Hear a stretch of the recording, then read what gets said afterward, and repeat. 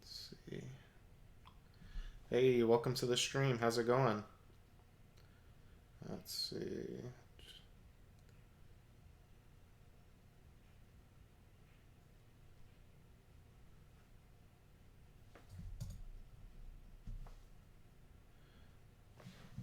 Turn this down a little bit.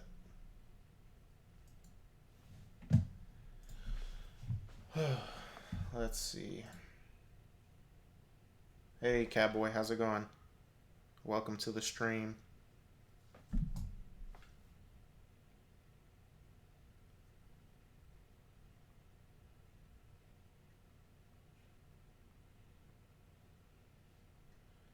Let's see.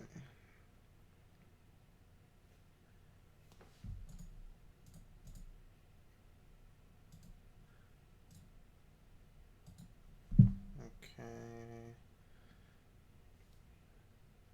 Of course. All right.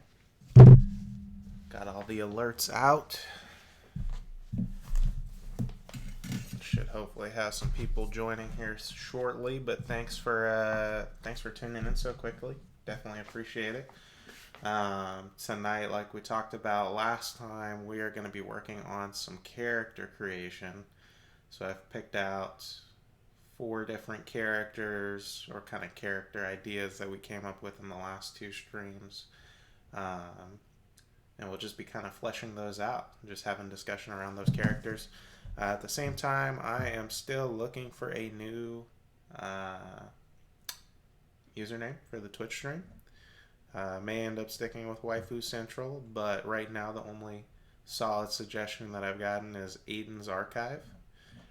So I will be taking suggestions for that up until March 1st, and at that point I will, probably put it to a vote. We'll see. We'll see what happens. But let's see. Make sure I got everything set up. Yep. All looks good. So the 4 characters or kind of character groupings that I have is in the first stream we had one of our viewers came up with this idea of the House of Drick, or this family that has all very similar names, in the form of Cedric, Dedrick, Kendrick. I should say Kendrick, not Kenrick. Gendrick, and then Cedric again, just spelled with an S instead of a C. So, and the kind of trope is that as the as whatever your conflict is with one member. So let's say that Cedric, just for the sake of example, is maybe the youngest of the five. Like they could all be brothers, or maybe they're four brothers and a dad.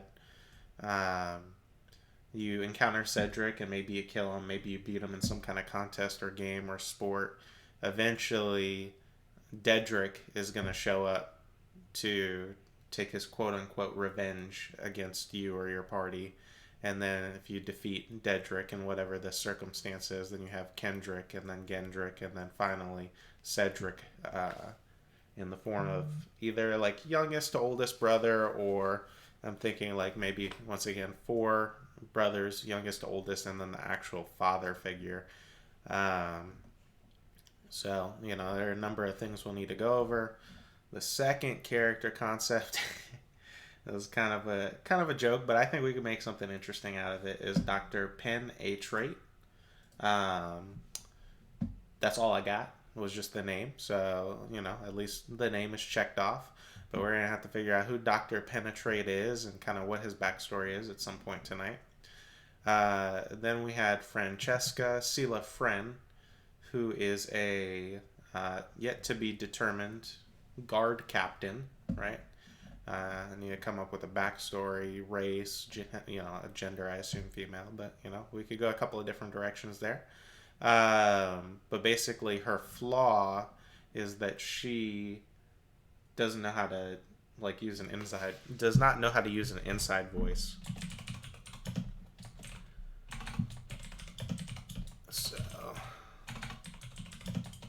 So she is incapable of speaking with any sort of, quiet voice. It's just all yelling or screaming or just talking entirely too loudly for the situation at hand. And then finally, we have a devout priest who is in actuality hated by the god or patron that he serves. So he is he's the one I'm looking forward to the most. He's going to be interesting, right? So essentially, these are the four concepts that we're going to be working on tonight. At least in the beginning, I'm going to let it be kind of free form. I'm going to be taking my own notes. In between, as we get more people in here, kind of the trend is the first 30-45 minutes is a little slow. 8 o'clock, I guess, is a little early for some people. But as people trickle in, the chat does tend to blow up and kind of get a little bit more engaging. So as you guys have ideas for any of these four concepts or anything else that you want to throw out and talk about for that matter, feel free to drop it in the chat. Thanks again for being here. But yeah, I'm just going to be taking notes until I see some notes in the chat. And if you have anything on these topics, feel free to say hello.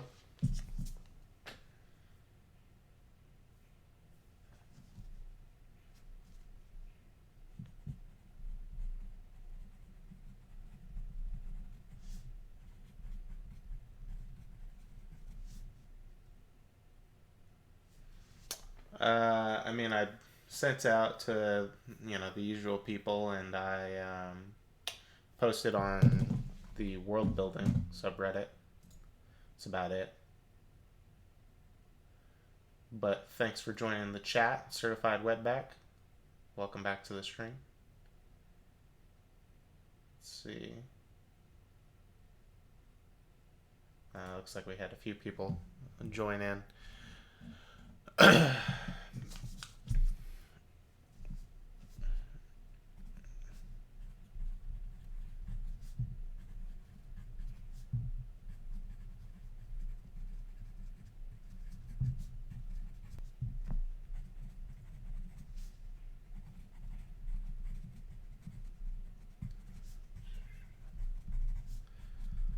Okay, let's see, we're starting to get a couple more people in here. So, let's see. All right, for those who maybe missed kind of the introduction, we are doing character creation tonight. So if you have any great character concepts or ideas, or you just want to sit back and watch the character building process, feel free to tune in. We've got 4 different characters that we are working on tonight. First is the House of Drick, which is a family. Set not actually one character, but we're just going to kind of build a collaborative backstory for this family that all uses a similar naming structure. Then we have Dr. Penn so I'm sure we're going to have fun with that one. We've got Francesca Silla Fren, who is a guard captain who does not know how to use her inside voice. And then we have a devout priest who is in actuality hated by his god or patron. So those are the 4 character concepts that we are working on tonight. Right now it's going to be a little freeform since we don't have that much activity in the chat. I want to let you guys kind of predominantly help influence what these characters actually become. That's kind of the whole point. So I'm going to be taking notes in between chat conversation. So if you see any of these concepts that you want to put your kind of stamp or input on, this is your opportunity to do it. And obviously, like the world building sessions, anything that comes out of these conversations are meant to be open market, meaning that I will use them in my own campaign, surely, but feel free to use them in yours as well. That's what they're here for. So.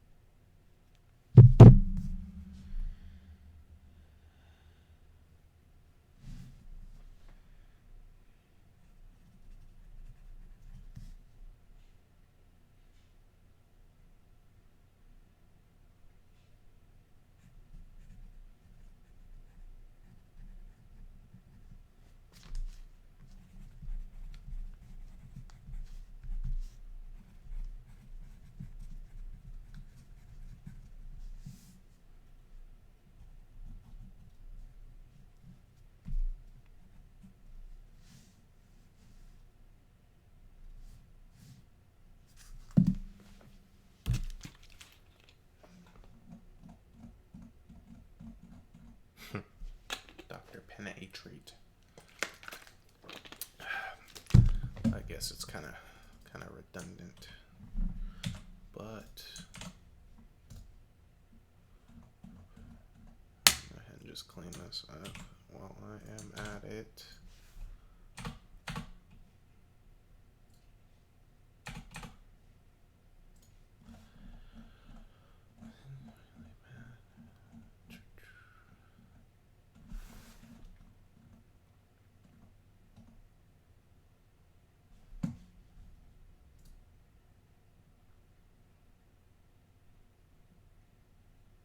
So how's everyone doing tonight? If I've got anyone out there who wants to discuss in the chat. Everyone doing okay? It's been a great Saturday for me, so I hope it's been a great Saturday for you guys as well.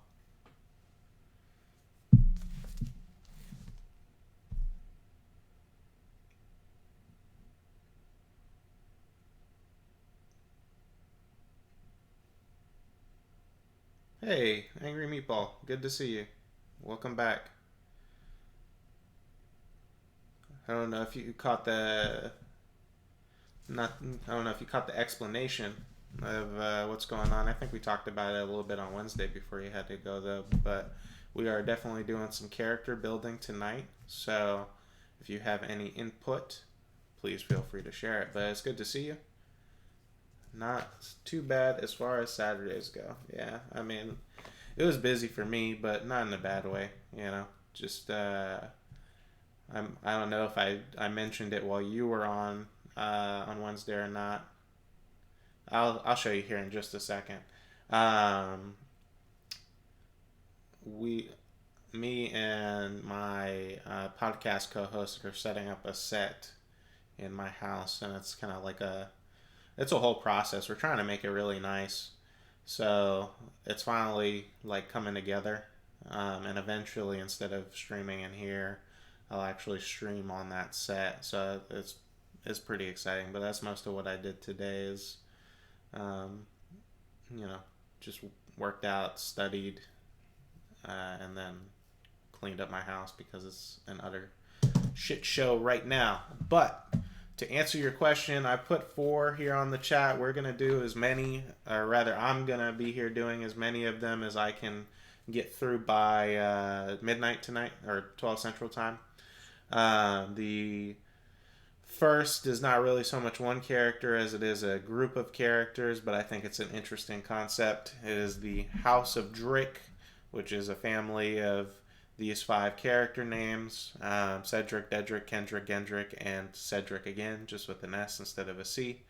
And kind of the trope that was mentioned during the first stream is that these 5 family members, maybe have some sort of antagonistic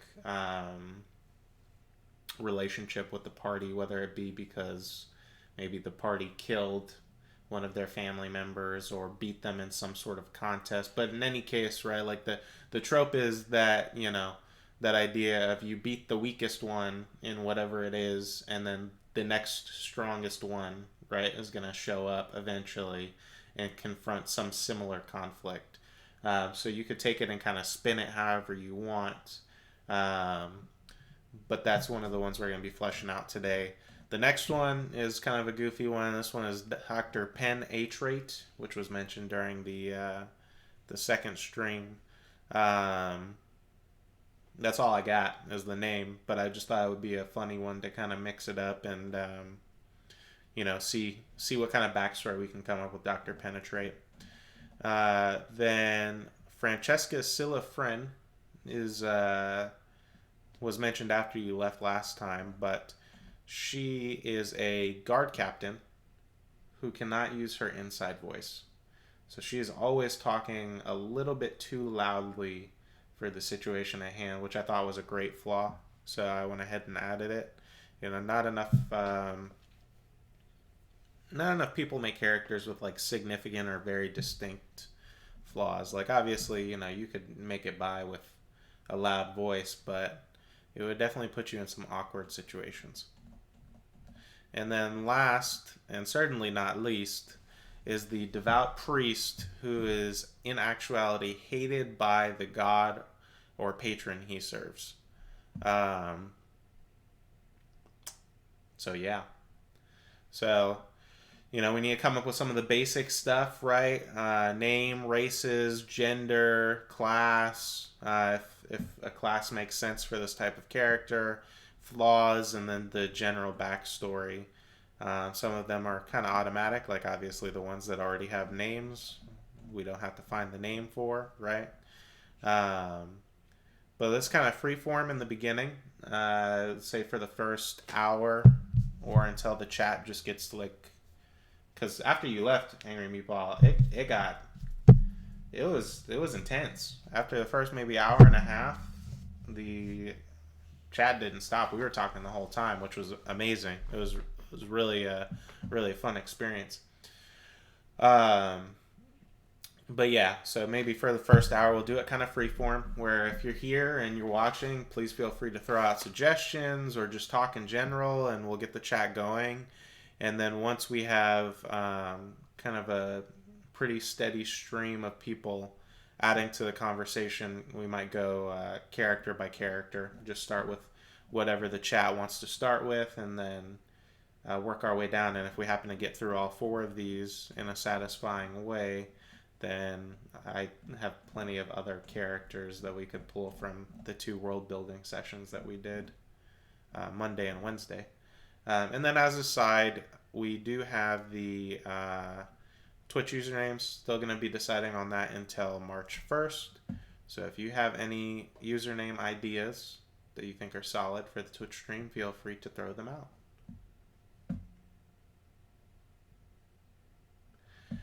No, we do not. We do not. This was just when I was doing the stream on Wednesday, I asked for very simple, just kind of interesting, like short descriptions of a character. So that way on this stream, we could define those things, right? So no, there's not an answer. That's what the beauty of this stream is that we're going to get to define those things and kind of build out from it. So if you're drawn to the priest, and you want to throw out any suggestions related to the priest, feel free to do so. It's pretty much an open ballpark. And obviously, there will be certain things, like with some of the characters that are tailored more specifically for my campaign, that I don't even really need to bring up specifically in this session. But if you want to use this character in your own campaign, feel free to take what we come up with and tweak it in a way that makes it work for your setting if that's necessary. As always, that is the goal. Definitely helping me generate ideas, but it's more about, everyone being able to use these ideas. Honestly, I would probably, if I was going to play a female character, I would play Francesca. I think that's a great role-playing opportunity. But I also think that the devout priest is just the coolest. It's funny as fuck, honestly. It's a funny-ass concept.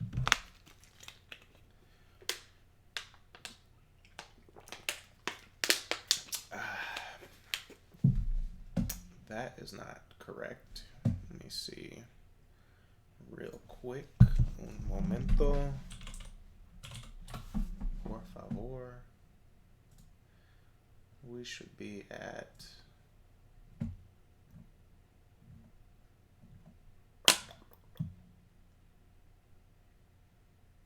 Yeah, that's what I thought. Okay.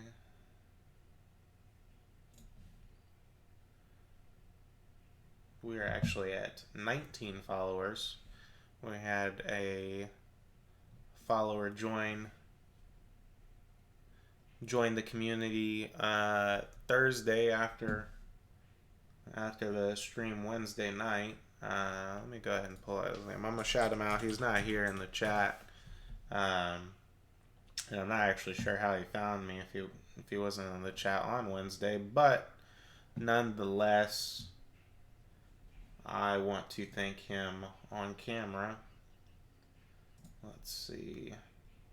So give me just a moment, folks, while I find the name of this kind patron.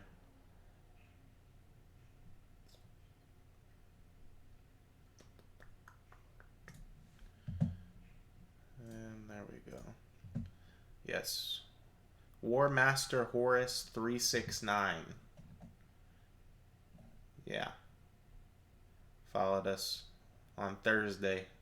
So War Master Horus 369, I'm not sure how you found the stream, but I appreciate you and thanks for the follow.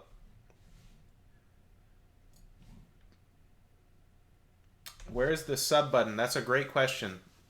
So that's why the initial goal that I have set is 50. You can't actually become a affiliate, which is what you need to have subscriptions until you are you have at least 50 followers and you meet some other requirements. I think you have to have the channel live for 30 days and like stream X number of hours, stream on X number of days.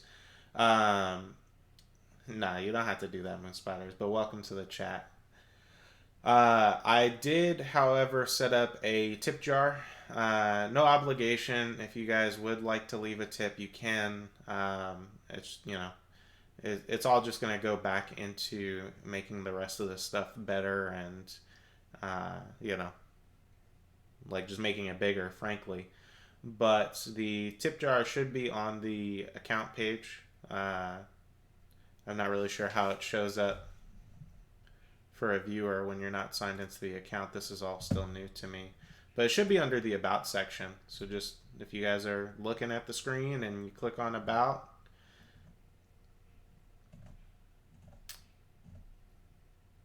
I don't even know that you have to click About when I'm live.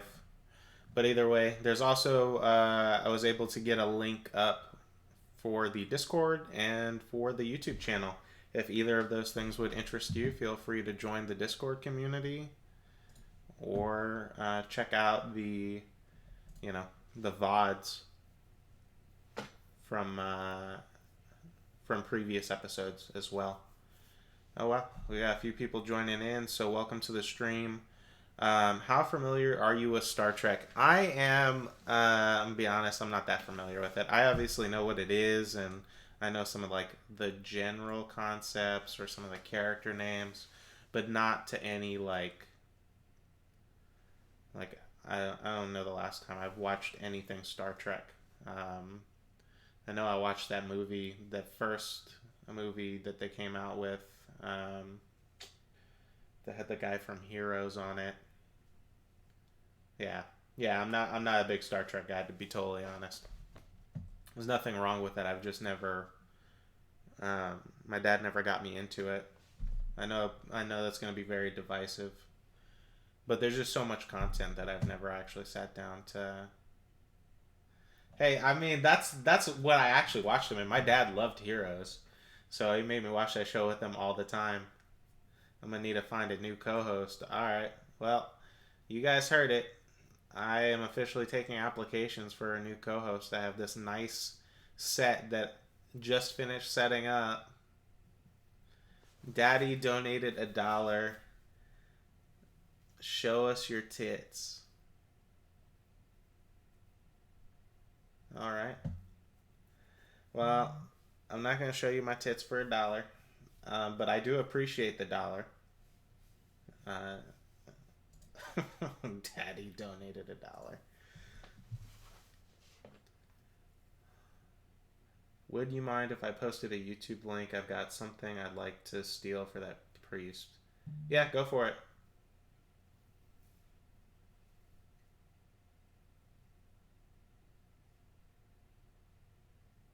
Oh, I don't know how visible this is. Y'all can let me know and I'll make it bigger for next time. Ooh, daddy. Okay, there you go. In the top left corner, there is a like a boss bar. I don't really know. I thought it was kind of funny. Um, but basically, anytime someone follows or donates, just like Moon Spiders did, it'll like knock off some of the HP from this health bar. And so whoever is the last one to like knock it down, like whoever drops me to zero, effectively becomes the new stream boss. So I thought it was just like kind of a funny little side thing. But yeah, follows or donations should trigger it. Subscriptions would if I could have subscribers. Bits would if I could get bits, but it is what it is. Uh, Goal today is hopefully to get to 25 total followers because that would just be badass if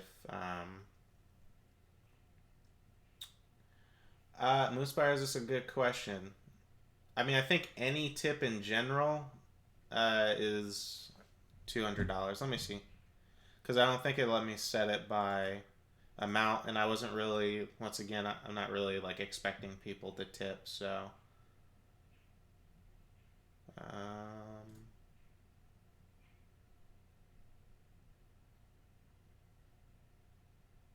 it says damage per dollar donation, so the implication would be that yeah, if you were to maybe perhaps tip like $2, it would do 400 damage instead of 200 damage. So I think it does scale, but hey, only one way to find out. Um, this is a clip from The Next Generation where a secondary character is speaking to an alien species. He's been uneasy. Damn, hang on. Okay. Alright, I'm gonna watch the clip real quick.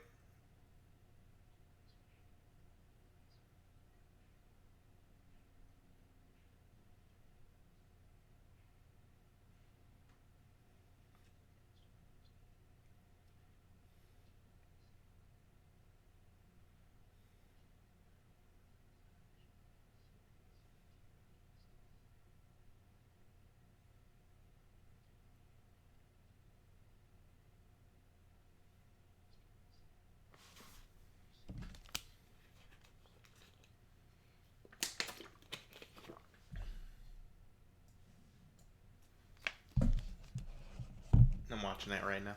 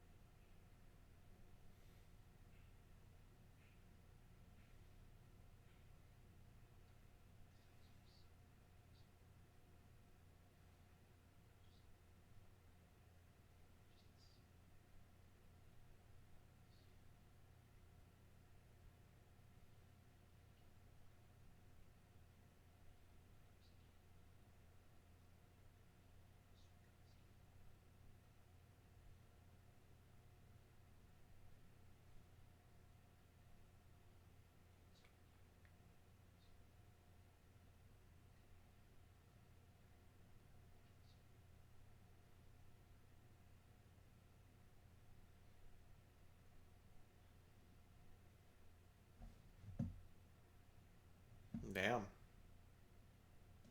That was dark as fuck. So you're saying like we take someone who, you know, had like some traumatic experience due to a war or a conflict, and then he turns to religion as a, as a way to atone for his sins, but maybe his patron or deity, you know, refuses to let him atone. That's dark. That's pretty fucked up. Yeah, I like it. I like it. That is definitely the dark route, but there's nothing wrong with that. That's a tragic ass character. All right, let's see. I'm gonna put that as a backstory note. Seeking to atone for a prior sin.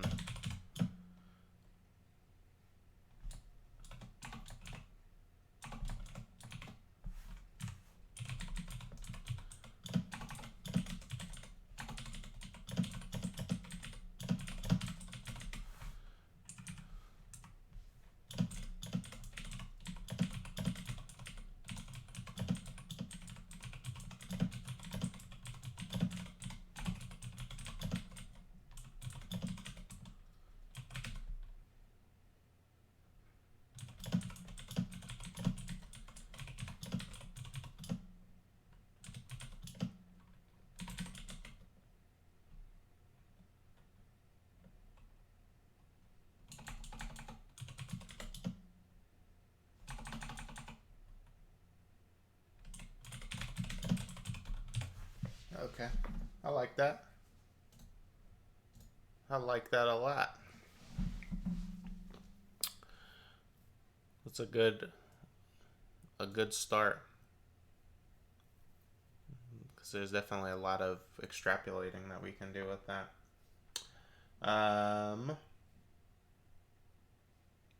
What are we thinking for? Actually, I think for class.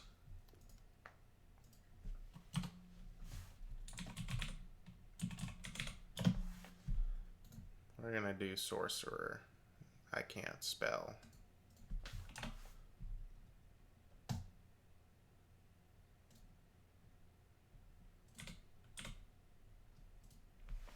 There we go.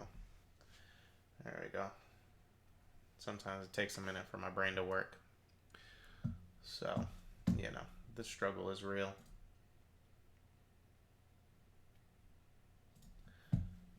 Yeah.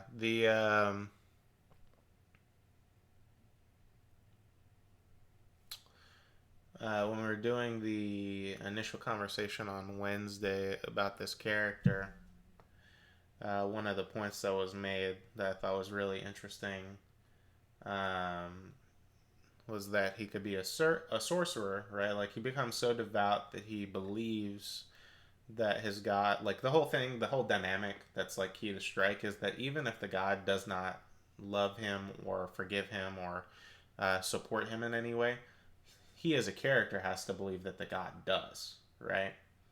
Otherwise, there's no, like it doesn't work. If he doesn't believe that there's potential for forgiveness, then it's not going to work. So the idea is that he doesn't know he's a sorcerer. So anytime he does anything that's like a miracle or magical or mystical in any way, he always attributes it to the patron, not to himself. I've got a name for him: Servadius Agnusti. I probably butchered that, but we're gonna put that as an option, right? So with the names are gonna be less. What's the word I'm looking for? Well, I mean, all of it's kind of the same thing, right? Like, it's gonna be open in that, right? Like, just because we have a name suggestion on here, if I could pronounce it, Servadius Agnustai, That's the way I'm gonna pronounce it. Agnustai. Tell me if I got that right, Catboy. Um, or it could be Servatius. Would be interesting. Servatius Agnustai. Um, seemed right. Okay, fair enough. If you have an alternative name suggestion, throw it out there still, right? Because at the end of the day, the idea should be we got the backstory and like all of the core components. If you guys want to take certain things and switch them out a little bit, go for it, right? That's the whole idea. The version Servatius that I run in my campaign does not need to be the same exact version that you run in yours, right? So if we end up picking a race for Servatius and we decide that we're going to do human and you want to do a dragonborn, cool. Do a fucking dragonborn, right? Do whatever makes you happy. That's what D&D is all about. So, that's cool. Anyone got a race for Servatius? What are we thinking? What does this guy seem like? My instinct is always human, but like maybe we can do better than generically making everybody a human. I definitely think that the Dricks have to be human though, because that kind of like just the implied arrogance of the whole dynamic seems very human to me. So I don't know. But that is what the chat is here for. You guys will be the ultimate deciders of what direction we go in for these things. So that way, whenever that time comes and we, hopefully stream the actual campaign that we've been talking about all week, you guys will actually be able to see some of these characters. Maybe if the characters or the players rather, make the right decisions to run into certain characters. Looks like we had some more people join, so welcome to the chat. If you're here for the first time, well, welcome. First of all, this is a world building stream for Dungeons and Dragons, but really you can take any of these concepts we talk about and probably stick them into any role-playing game of your choice. Today we are focusing on character creation, so we picked out 4 characters that we've kind of gone over from the last 2 streams, and we are just fleshing them out. So character group 1 is the House of Drick, a family of 5 members that have all of the same like naming structure, right? And the trope that we're going for is that these 5 will in some way, shape, or form kind of have a antagonistic relationship with the party, where kind of one by one the party is going to encounter these 5 for whatever reason. We'll come up with that at some point tonight during the stream. Second, we have Dr. Penetrate. All we know is that he's a doctor and his name is Penetrate. So we've got a lot of work to do with that one. Then we have Francesca Sila Fren, who is a guard captain. Not sure how she's a guard captain or who she's a guard captain for, but what we do know is that she cannot use an inside voice. She talks too loud, too often. And then finally, we have a devout priest who is in actuality hated by the god or patron he serves. Catboy threw out the name Servatius Agnustai. That's the way I'm pronouncing it going forward. And Servatius is likely seeking to atone for a prior sin, possibly related to some war or battle that he took part in. He turns to religion to absolve his guilt, not guilt. Guilt is something very different. Becoming truly devout to his patron, but his patron doesn't forgive him. All right, so basically he doesn't know that God hates the fuck out of him. And he is praying to God every single day, trying to make things better. And, it's not really working.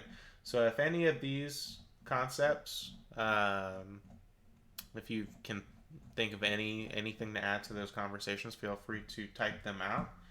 And let's see, Catboy, for the Drick clan, maybe the party could earlier run into and cause the death of their relative, Roderick. So we got a 6th name on there. Sure, yeah. I mean, the order isn't necessarily. So actually, I'm about to lie.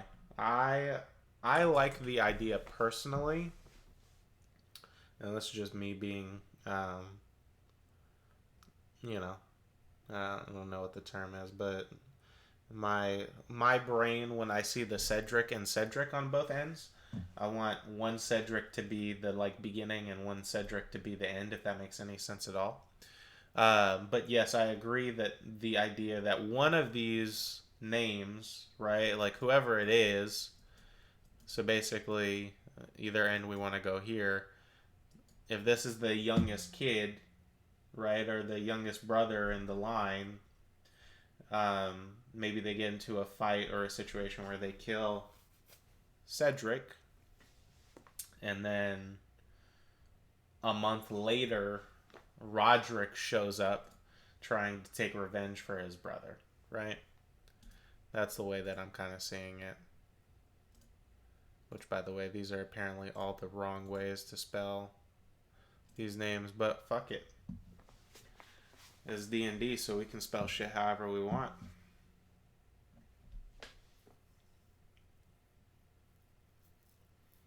I also like the idea of like maybe instead of killing, right? Which that's always the easy way. You just kill somebody, right?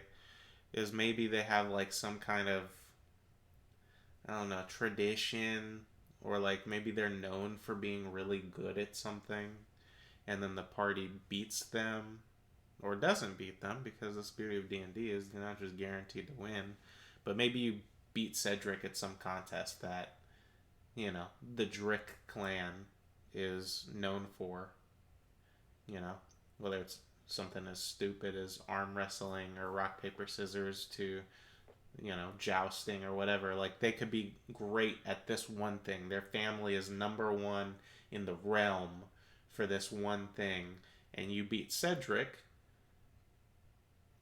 So now Roderick seeks you out to beat you and just kind of like prove like, hey, we are the shit that we say. Before D&D says, I'm either seeing an all-known family or they are a family that adopts children and makes them legendary in whatever they do. Why gnome? I mean, there's nothing wrong with gnome, but why gnome? Benefit of gnome is that they could be, I think gnomes get pretty fucking old. So they could have like, fair enough, why not? Good rebuttal. Good rebuttal before D&D. I mean, it's a fair point, but at the same time, it's not a point at all. Yeah, I mean, gnomes make sense if we're not going for the kill route, right? If we're going for like they have a skill and that they are the best, that would make great sense because they could be so fucking old, right? So like even the youngest one could be like 50 and he's been practicing this skill for 50 years, but then you get to the older brother and this dude's fucking 120, right? Like there could be large gaps. And that's fair. They aren't loved enough, Gnomes don't get used a lot, and naturally I kind of always lean towards humans because I guess I'm racist. I don't know. I don't mean to do it. It just happens. It's just we're gonna put gnome on there. I feel like that's a good point, especially if we do if we go the talent route. But what would be the thing, right? What are these gnomes just the gods of, right? Like what is, and also we need to figure out what their last name is, because are we gonna go the cheese route and it's actually Cedric Drick, or do they have another last name? There are plenty of questions that we need to answer tonight, guys. And we got plenty of time. We got a whole 3 and some odd hours. So, but these are questions that need to be answered.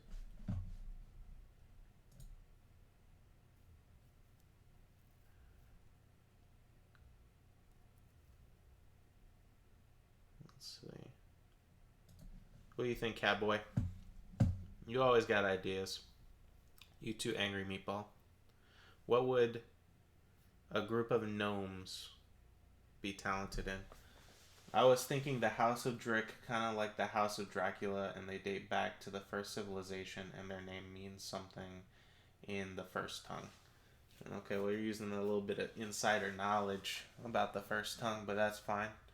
Um, hmm,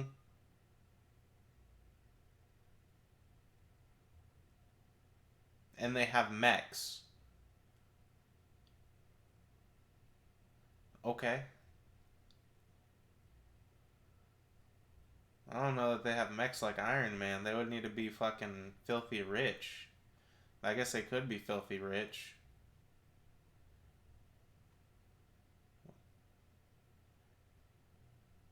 Uh,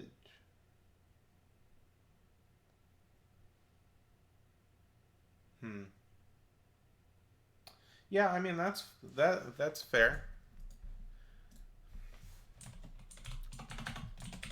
I'm not gonna say what it means on stream. Obviously, I haven't decided yet, but I will not be, at least not at this point, revealing first tongue words, because that is a closely guarded secret. Especially when players in my campaign are the ones suggesting that I give them first tongue words.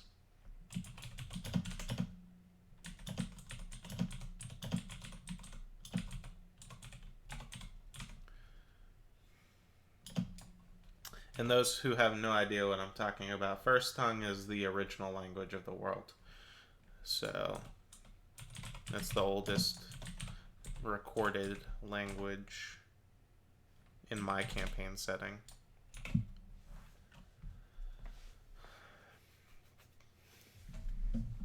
They have mechs like Iron Man. Just 6 fucking Iron Man. Just rolling around, doing their thing. So we got some newcomers. It's good to see you, Unknown6490. Appreciate you stopping back in. Juan Diki, welcome to the stream. But yeah, what would that's the real question is what would the talent be though? Like what is the thing, right? Even if they have mechs like Iron Man, what makes them so unique compared to the rest of the world? What are they best at? Oh, the first one is wood, the second one is stone, and so on and so on. That wouldn't make as much sense though, right? Like it would make sense like generically. It would make more sense if they weren't gnomes, right? Because the whole problem is if you got the guy at the top, the best one, in theory the oldest one, he's got like the premium magical material. Why is he gonna give his fucking son a wood suit? That'd be kind of a dickhead dad, to be honest. That's a jerk right there. Right? So if they have these mechs, chances are masters of tavern games. Okay, I like that. But it's got to be a particular tavern game, right? Because the trope is that you beat Drick 1, right? So Cedric, you know, and then Drick number 2, whether it's Roderick or whatever order we end up going in, is going to want to beat you at said game, and they progressively get better. So, we could throw a few different ones out there because once again, you guys can take this concept and apply it to anything. But I like the idea of tavern games because it's simple. There are obviously going to be taverns all over the world, so the party's going to go into a tavern and maybe run into Cedric in one and beat him, and then run into Roderick in another, and what's it called in America where you try to bounce a coin into a drink across a table? That's a great question. If it was a ping pong ball, it would be called beer pong. But I don't know specifically about a coin. If anyone else in the chat knows, What's it called when you try to bounce a coin into a drink across the table?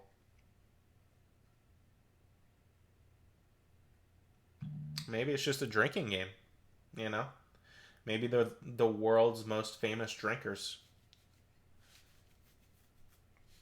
And you beat Cedric in a drinking contest. Let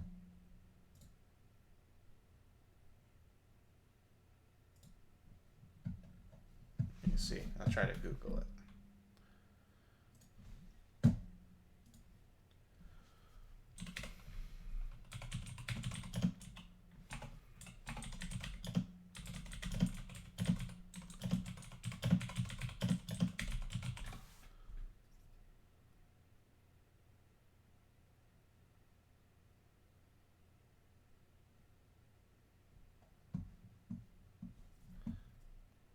Apparently, the game is actually just called Quarters. Oh, look at that. Look at that timing. Yeah, it's apparently just called Quarters when you try to bounce a fucking quarter into a shot glass.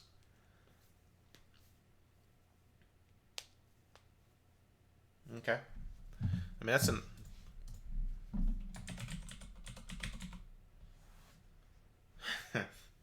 I've played with the lads before. That's a hell of a game. Okay. All right. Maybe they are the world's best quarters player.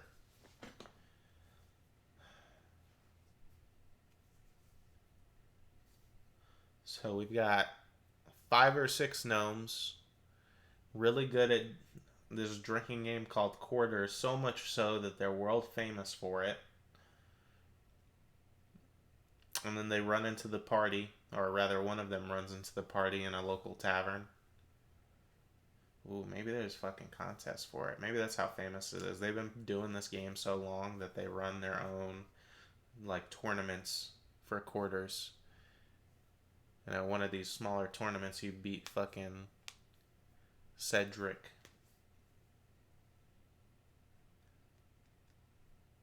That would be interesting.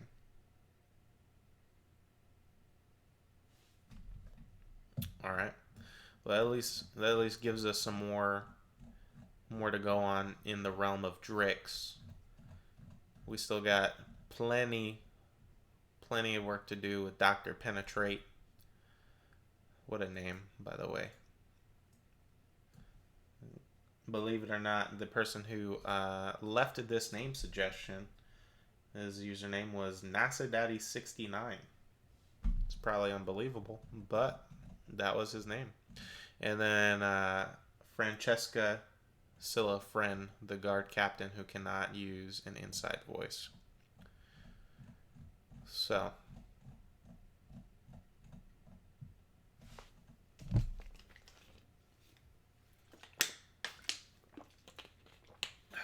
anyone's got any ideas for any of these topics, feel free to throw them out.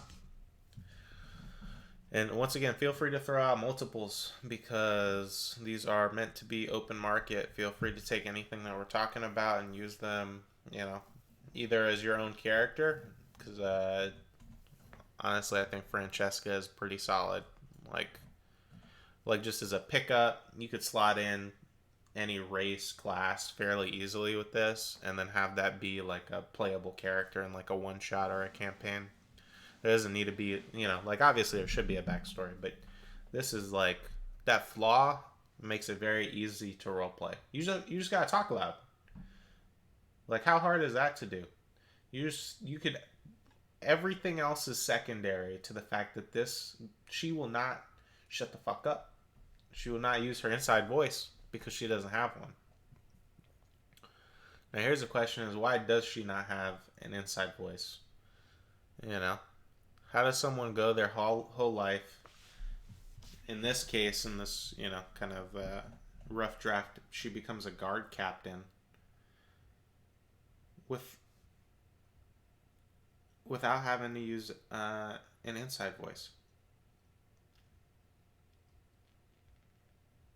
My first thought is that whoever she's a guard captain of is like very hard of hearing, like really deaf. So he or she actually like really appreciates Francesca because she's always speaking up. You know, even with his old busted ass ears, he can still hear Francesca when she calls, or even when she's just having casual conversation because she talks so damn loud.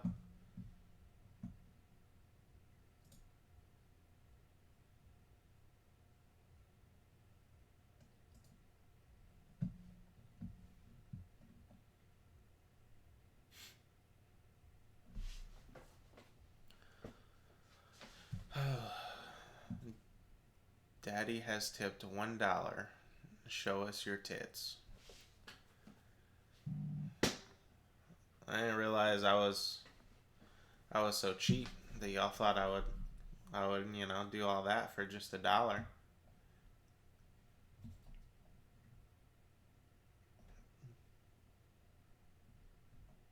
Maybe $2. Maybe that would do it. And then yeah, we still have a bit of work to do for Servatius. So what do you think, Angry Meatball? Since you're the one who suggested it, what do you think would be um, his trauma, so to speak? What do you think he did? What is he guilty of? I had a character in my previous campaign who kind of had like a similar.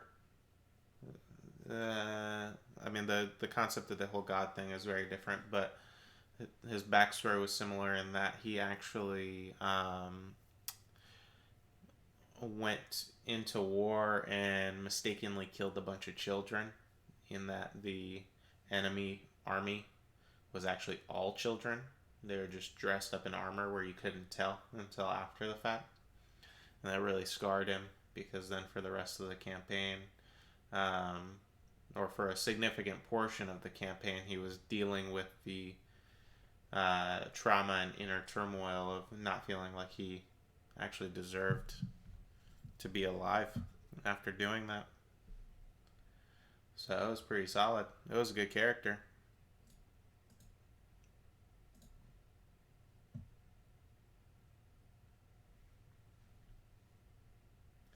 Yeah, you could go the kids route. It depends on how hard you want to go. I mean, my general my general take is like it doesn't really matter how dark you go as long as it makes sense. It's always the first thing I try to strive for is it making sense. So it could be that he killed kids, right? Like obviously, um, what am I trying to say? Like I get the sense if he ended up turning to religion and he was truly devout, because it's the difference. You could turn to religion and just say you turn to religion as a way to atone for your sins, but to truly believe and be kind of pray for absolution or to be absolved. I feel like whatever he did would have had to have been a mistake, like not something that he intentionally did, right? Because if he went in and he was fully aware and he was intentional, it makes it a little different.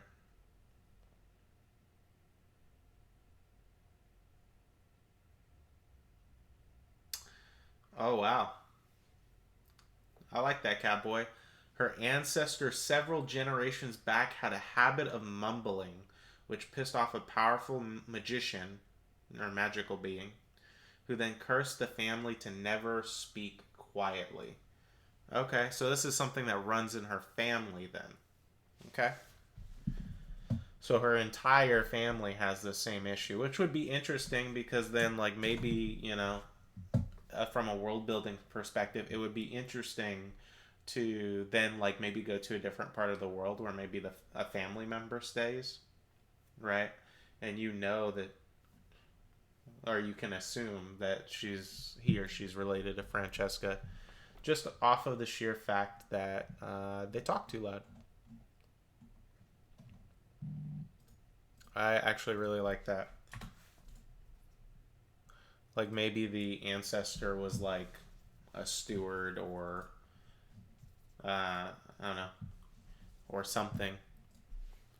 I mean, the magician would have to be kind of a dick, to just curse the family to, never speak softly again, the entire bloodline. Like, no matter how you slice that. Because speaking too quietly is a very minor inconvenience. What a first world problem to be so angry over someone mumbling that you curse their entire family. Now, here's the thing: is with it being a curse,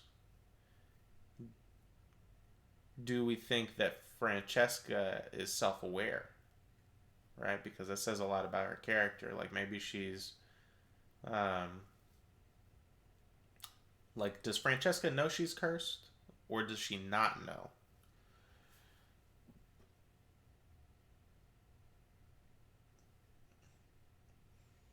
He used to be a thief. Additional sad backstory not necessary. And he stole a magical item from a wizard or artificer. While laying low, he hid it either in or too close to the town well. The magic that then obtained the water and poisoned the whole town.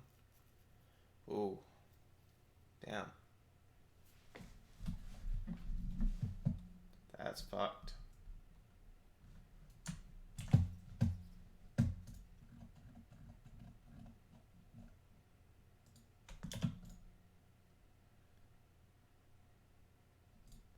That's good though. Servatius stole a magic item and inadvertently poisoned a whole town. That would, yeah, that would do it. That would fit. That would fit what we're going for. I like that. Good job, Angry Meatball. Um, Catboy says, I was originally going to put Faye, but then I decided to make it more vague or open.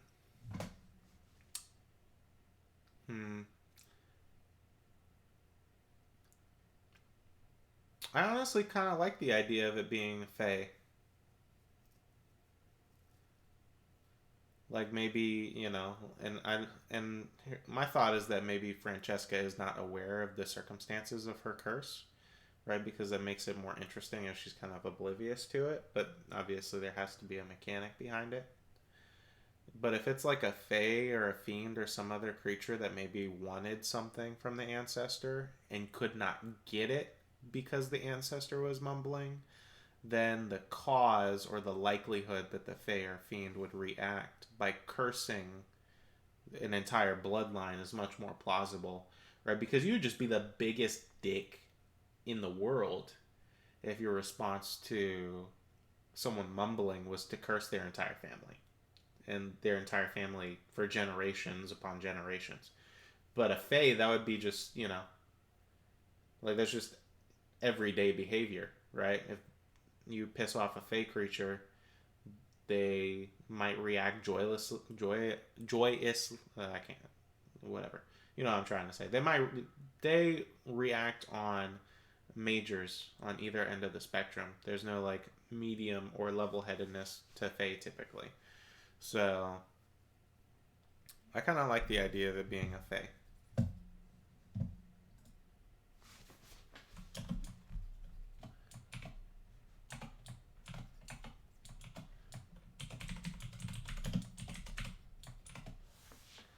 Fae works.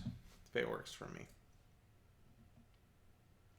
And it's also like fae are generally mischievous in nature, a lot of them. So it's the kind of thing like it's obviously not like a life or death curse. It's very I mean, I wouldn't say minor inconvenience. The inability to be quiet is, it's inconvenient. That's the simplest way to put it.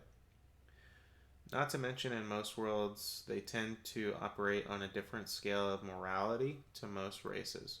Yeah, that's absolutely true. It's kind of the idea, right? Is when you're looking at the Shadowfell or the Feywild, it's meant to be like their mirror worlds. So very similar, but also very different. So I like that. Um,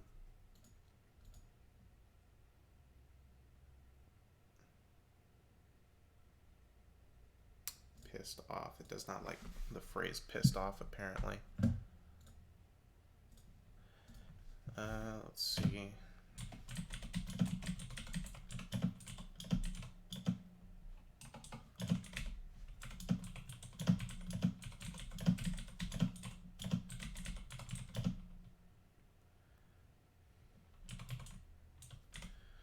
Yeah, put that. Because in my mind, if she's going to be a guard captain, right, like, whoever is in charge has to really tolerate her. You know? Like, can't be a thing of they. Let me see. Let me make this more visible. The person who's paying her to be guard captain can't be like annoyed by the fact that she won't talk quietly because she literally can't do anything about it. So eventually it's going to come to a point of contention. So it can be contentious for everyone else, but not for the guy who's in charge. So I'm going to say the dude's either really old or just for some, whatever reason, maybe he's like partially deaf. So he just loves the fact that she talks so loudly. I like that. We're going to say, just to fill some of this in, Francesca is probably female. What race are we thinking for Francesca?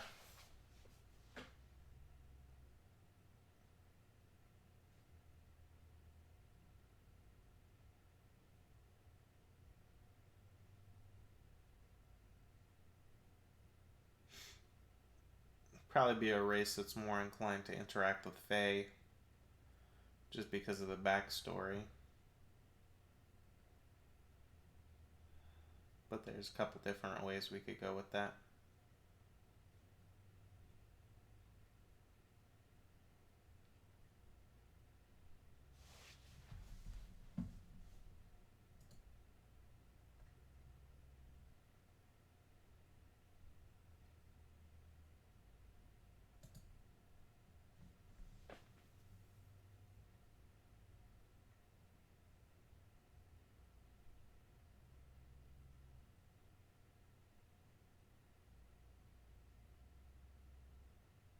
Hmm.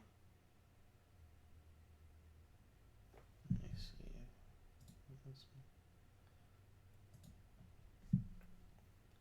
Moonspiders, if you're, what was I gonna say? If you're in the chat, can you let me know how easy the tipping process was? I mean, it seemed pretty straightforward, but obviously I can't, tipping myself doesn't do anything.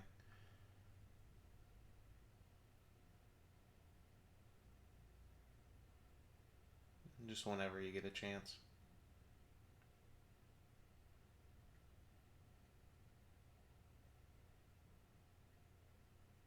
But yeah. It looks like we got a few newcomers. So if you're new to the channel, thanks for stopping in. First time chat, if you repeat that. I was just saying that if Moon Spiders could let me know how simple it was to leave the donation that he left earlier, so I can make sure to go back and make it simpler if need to be. Then I can do that.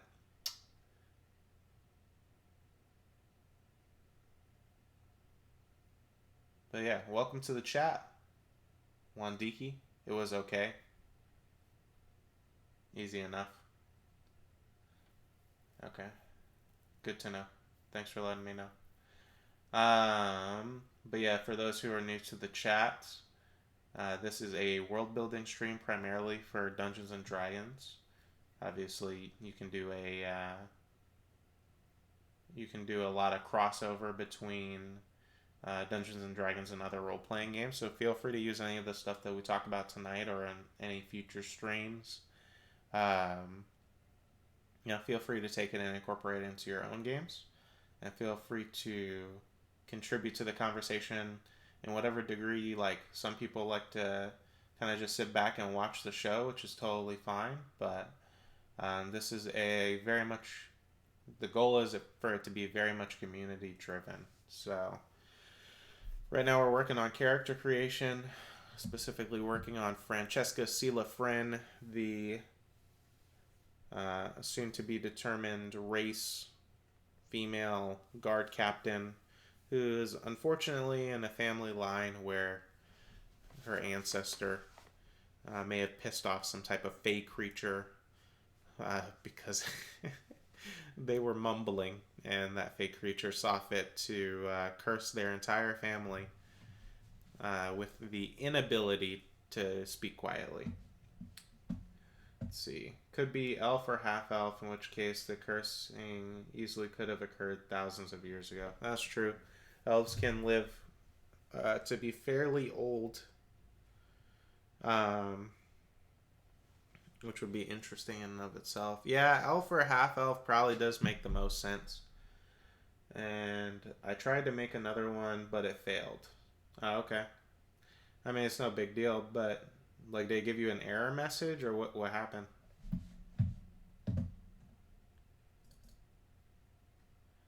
Yeah, and tips are not required, guys. They're definitely appreciated, but all that's, you know, all I ask for is you guys sitting here and either participating or just helping drive the conversation, or even if you just want to sit while you do something else and have us in the background. It helps get other people involved in the community. It's crazy. The D&D streams are so small compared to like some of the other communities on Twitch, which is just blows my mind. So I'd really like to see if we can make something, you know, bigger than average. Help make a bigger name for the D&D community. Let me go ahead and type that out.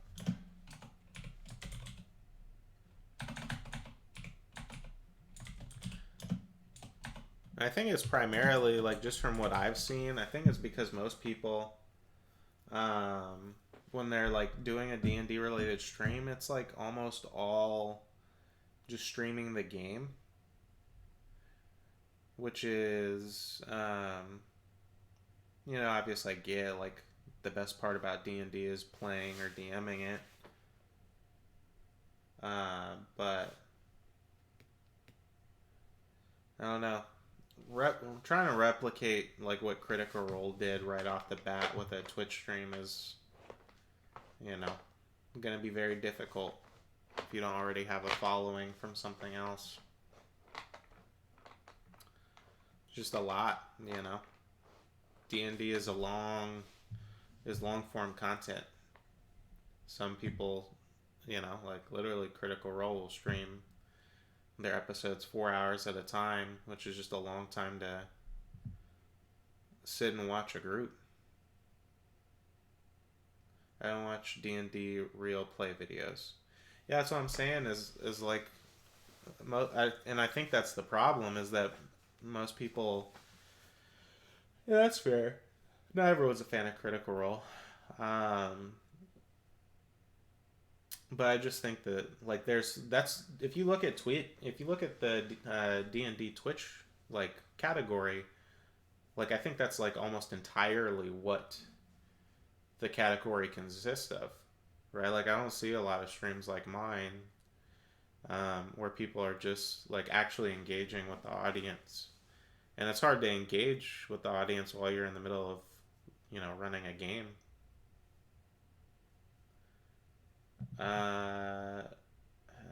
D&D Beyond is dog shit.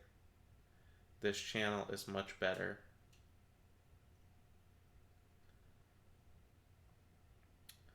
I didn't know D&D Beyond had a channel. I guess that makes sense.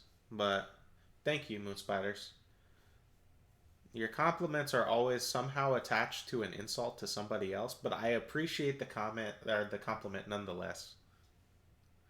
So, you know, keep it up, man. You always got to shit on somebody to compliment me, though. And it is finding world building streams is tough. Yeah, I mean, that was kind of my thought when I decided to start this. Is like I've never, I'm sure people do it, but I've never seen someone personally do what I'm doing.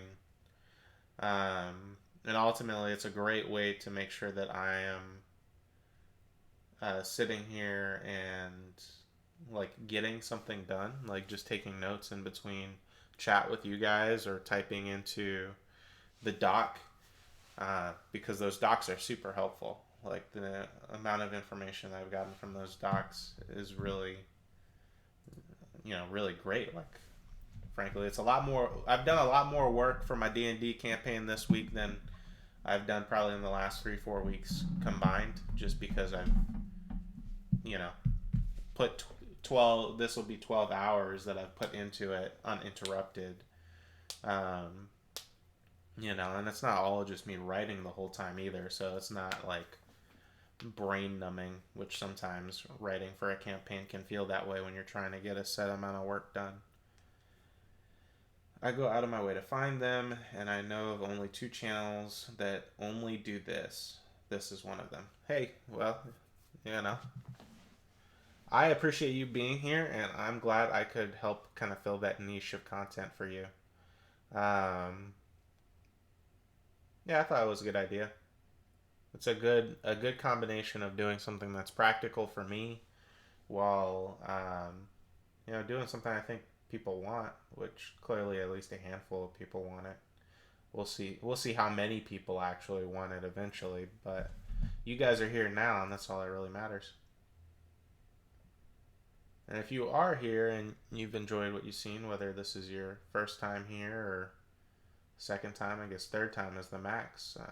Angry Meatball, Moon Spiders, you both have been here all 3 streams, so I appreciate you guys. Catboy, you've been here for 2 of them before D&D. I guess you've actually been here for 3 as well. So I appreciate you guys making your way back. Unknow6490. I know you're not super active in the chat, which is fine, but I know you were here last time, so I appreciate you following last time and showing your support. But yeah, and for everyone else, if this is your first time here, or maybe I just didn't notice you for some reason in a previous episode, thanks for stopping in. If you're not already following, feel free to do so. That's what's going to help more people know about this, and help generate more ideas. So, but either way, I appreciate you guys being here.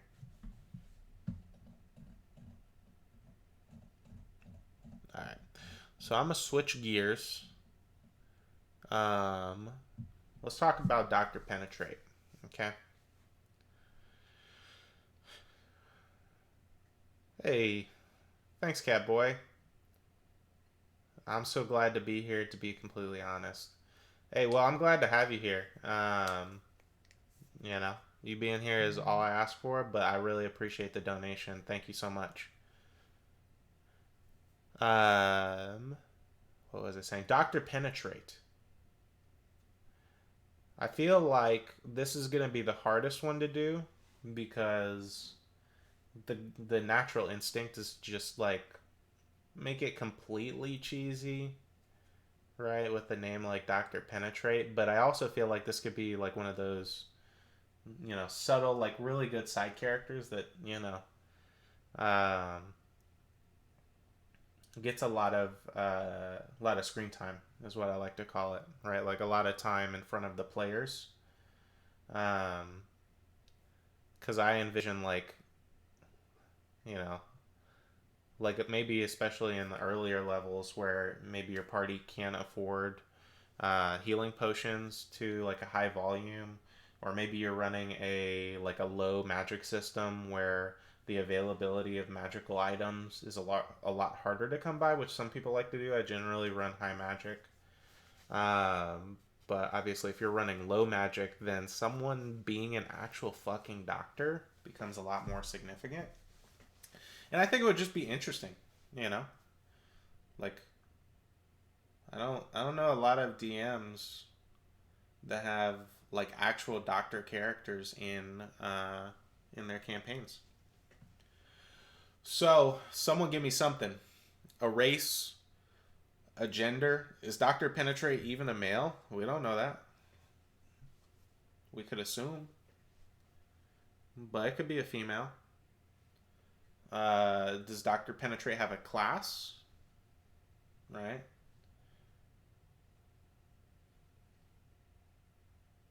Triton for the race.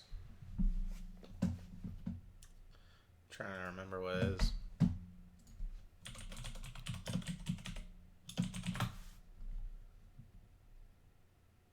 Oh, yeah, that's what I thought. Aquatic race of people dwelling deep within the ocean.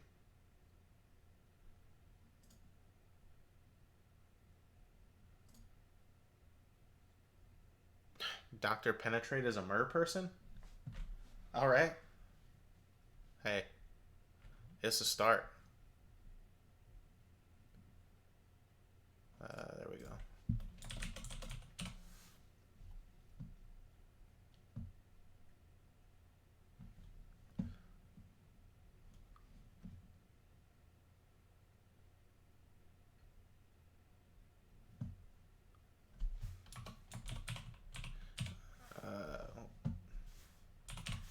I think that's how you spell it. I'm also going to put that because I think that would be a funny.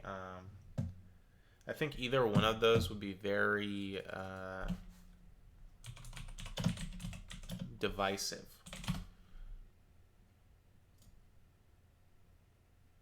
Leonin. Yeah, I definitely spelled that wrong.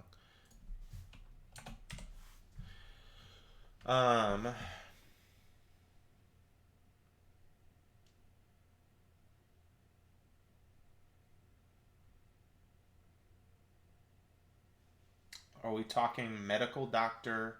Because if so, they should specifically be a surgeon, assuming where the specialization exists. Uh, I mean, so once again, right? Like that's for you guys to decide. I would imagine, yeah, like probably a surgeon, or maybe even a botanist, like maybe someone who makes like medical herbs, right? That could be used in place of healing potions, to a certain degree, right?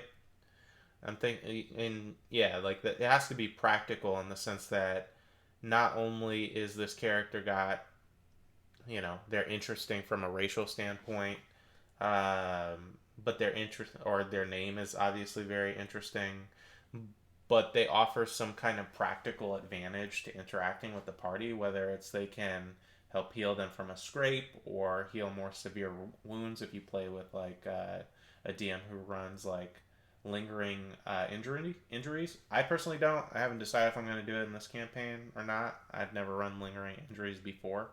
But if you are running lingering injuries, a surgeon would be very practically useful in your campaign. Let's see. So I will put that.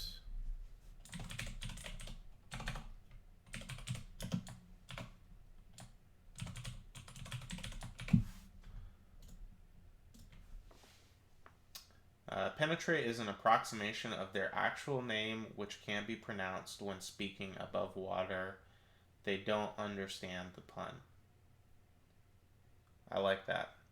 Okay, so, oh yeah, that's perfect, right? Because if you're gonna play it like that, if you're gonna create a character like that, it has to be kind of like the same thing as Francesca in my mind, where like basically he's got no idea what's going on. Like if the party snickers or laughs, he doesn't he doesn't understand what the joke is. He's totally outside of the joke. That's perfect.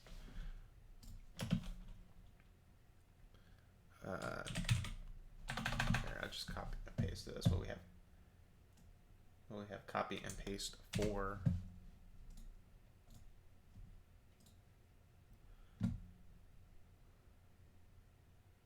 That's really good.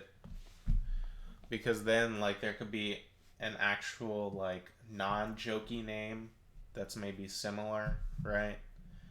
Um And then when they actually if they're ever in a situation where they're underwater with a party member, they could hear the actual name. I don't know. That's very unique. I like that. Good job, Angry Meatball. What are your thoughts on Pooh Shiesty? I'm not. I'm not really understanding the question, Moon Spiders. What about Pooh Shiesty?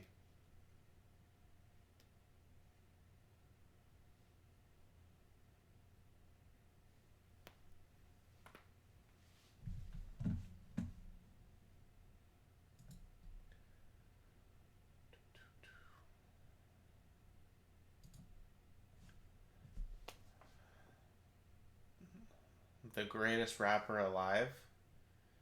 Are you saying this is a separate character thought? Or are you just asking in general? Because I've never heard of Pooh Shiesty. So if Pooh Shiesty is the greatest rapper alive, then um, I mean I haven't heard of him. Never mind. Okay. Hey, I'm sorry, man. You can tell me when I see you, cause I have no clue. If someone has any idea what Moon Spiders is talking about, fill me in.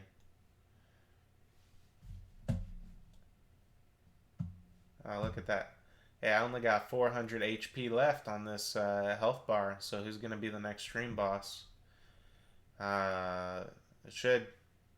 I think it takes 200 HP down for a follow as well. So you guys don't have to leave tips. Obviously, if you already followed, then you know, kind of hard to follow again. But either way, I think that's a little cool little graphics. Got my logo on there and everything. Um, does Doctor Penetrate have a class? What would we say there?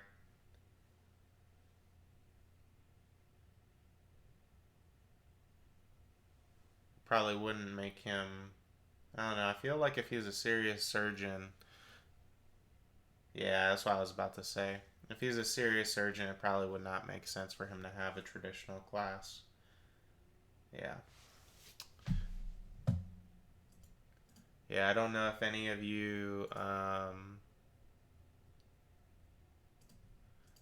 don't know if anyone in the chat. Well, obviously, I know a couple people in the chat have read a book called Way of Kings or The Stormlight Archive by Brandon Sanderson. Great series if you haven't read it. If you enjoy reading high fantasy novels, definitely check it out. But I'm kind of getting like a Lyran vibe, which is a surgeon character in the series.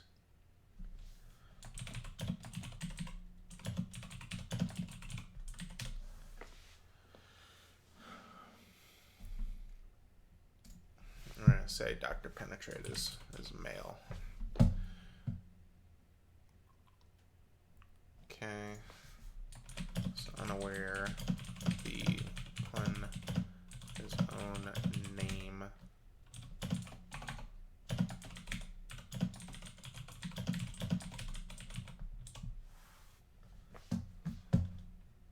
Probably didn't even capitalize those.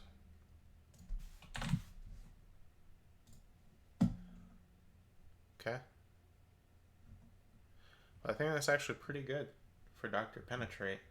Because he's meant to be a simple character, and one of the things that's going to be very different, obviously, what am I trying to say? Session to session, or campaign to campaign, right? Group to group, is going to be the actual mechanics behind what services he could provide to the party, or even outside of that, like obviously if he's stationary, he stays in one specific place within the world. He could obviously be like a very huge asset to the town. Maybe not as much to the party, but to the people of, this local town. Moon Spider says, I have an idea for a character, a bard, but he's a rapper and a coward. He raps, acts gangster, and starts fights, but when the fights break out, he hides behind the party. He only carries a dagger and only strikes when he feels like he can get away without injury. Okay, sure. I mean, it seems like we're going to have the time for it, so why not? And then Malibu's Most Wanted. I mean, the main dude in Malibu's Most Wanted was not that much of a coward, though. Like, which character are you referring to from Malibu's Most Wanted? Because, like, I could see maybe the rap style. Like, maybe he's just a terrible rapper, but he's so confident and so, like those two don't go well. I'm gonna be honest. It's a mix of streams. Okay, so the main, but he's a coward. I don't know. I feel like it almost has to be the opposite. You got to pick one or the other, because or he has to be a really good rapper, but then he's also a coward. Because the difference is, like, in Malibu's Most Wanted, he has just this blind, like, self assurance that just kind of pushes him through every scenario that he's in, right? Because he's obviously not a great rapper, but he won't let anyone tell him otherwise. That's a good movie, by the way. If you haven't seen Malibu's Most Wanted, you should check it out if you like comedies.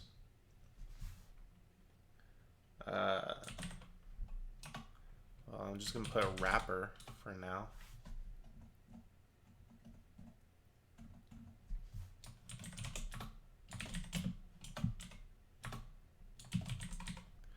And I guess if we're going bard class, and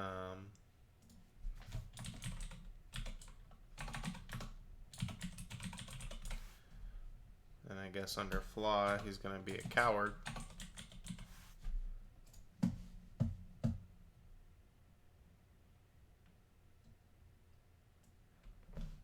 So what do you think, Moon Spiders? Is he actually any good at his rapping, or is he also a terrible rapper?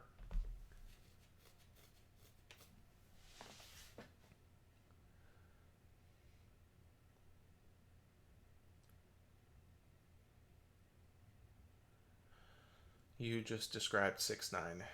He's the greatest rapper alive. Okay.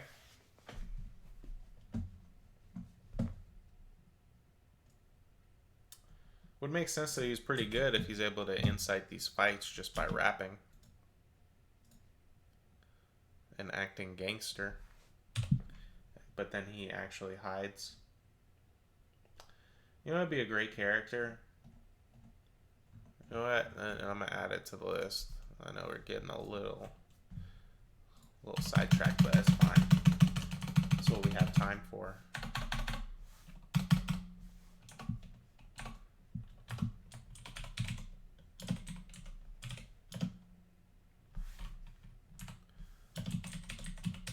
I don't know if anyone's watched One Punch Man. Hopefully some people have watched One Punch Man.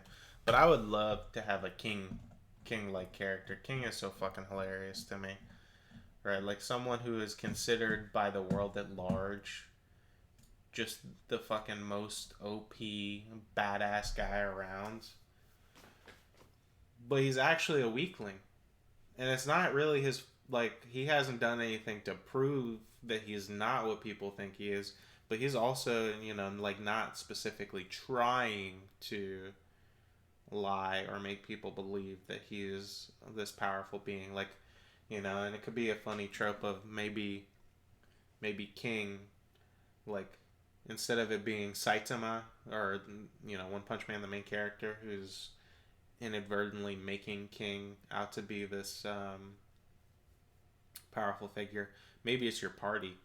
Right, like maybe there are situations where the party does something and they don't necessarily take the recognition for it, so it gets misconstrued as being this random NPC. I think that would be a funny trope.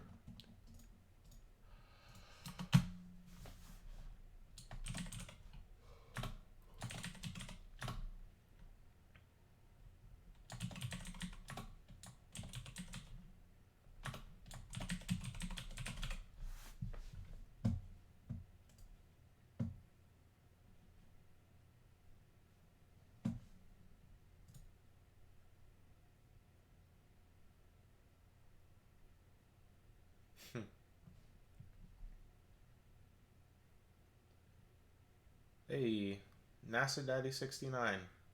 How are you doing? Welcome to the stream. Hey, you could add some valuable input to kind of switch gears back real quick. If you're lurking, feel free to lurk. No problem with that. But we are working on your character. I think we got a pretty good outline for him, but if you have any input that you'd like to add. What's up, man? We're doing character creation tonight. So we've got, at this point, I think 6 different characters that we're kind of just bouncing back and forth from, fleshing out. One of them is Dr. Penetrate. So we have race for Dr. Penetrate or race for another character, Moon Spiders? Because race for Dr. Penetrate, I think, is pretty solidly going to be Triton. Because that shit is... Yeah. Triton, which is like a mer person. So... Because Angry Meatball made a great point, which is...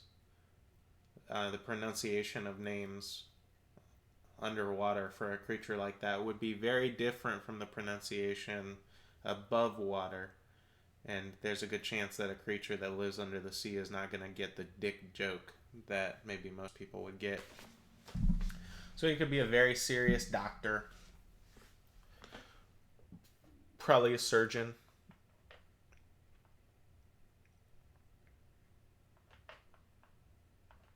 A Leonin would be cool. I was trying to build a Leonin Hitman. Well, feel free. Once again, any of this stuff on here, feel free to take and adjust to your liking. I like the idea of a Leonin from the perspective of, especially if he's a surgeon, right? Like if he's a doctor, a Leonin would have to be very, like obviously being a surgeon is a very like delicate and dexterous task. So having a giant lion creature try to, like do precise surgery would be kind of funny to me. But hey, that's why I put both options. Whatever option fits best for your character. If you want to take these and play them as characters, by all means. If you want to take them and run them in your campaign setting, by all means. You know?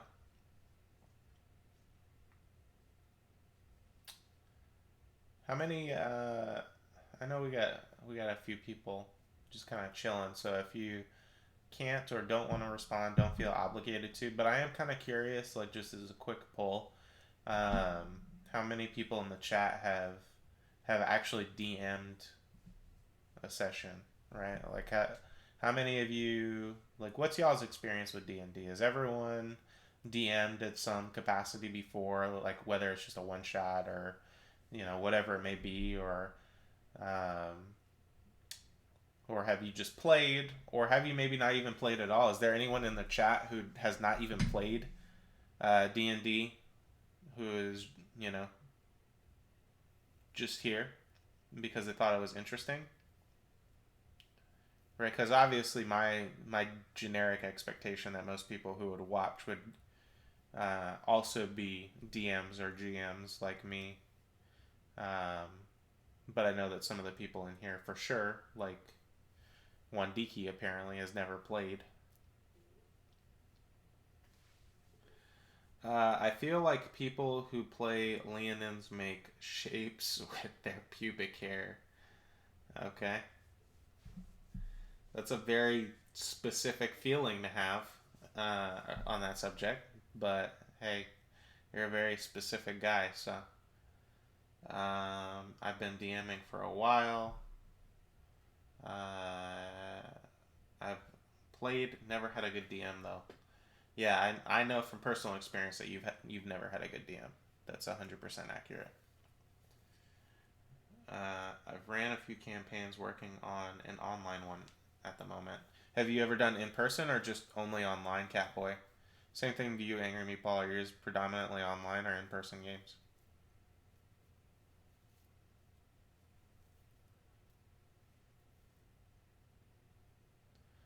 And then yeah, NASA Daddy. So would you add anything to this, or you think this is pretty solid? right? Not specifically like if you're going to take this and make a hitman out of it, but if you were to as an NPC is what I'm trying to say, and for some reason can't get out of my mouth. Um, Catboy says only in person. Online will be new for me. It's very different. I've only run a handful of sessions online. There are definitely a lot of great tools out there that you can use to make it easier. Um, in person is, I don't know. In person is just better for me personally.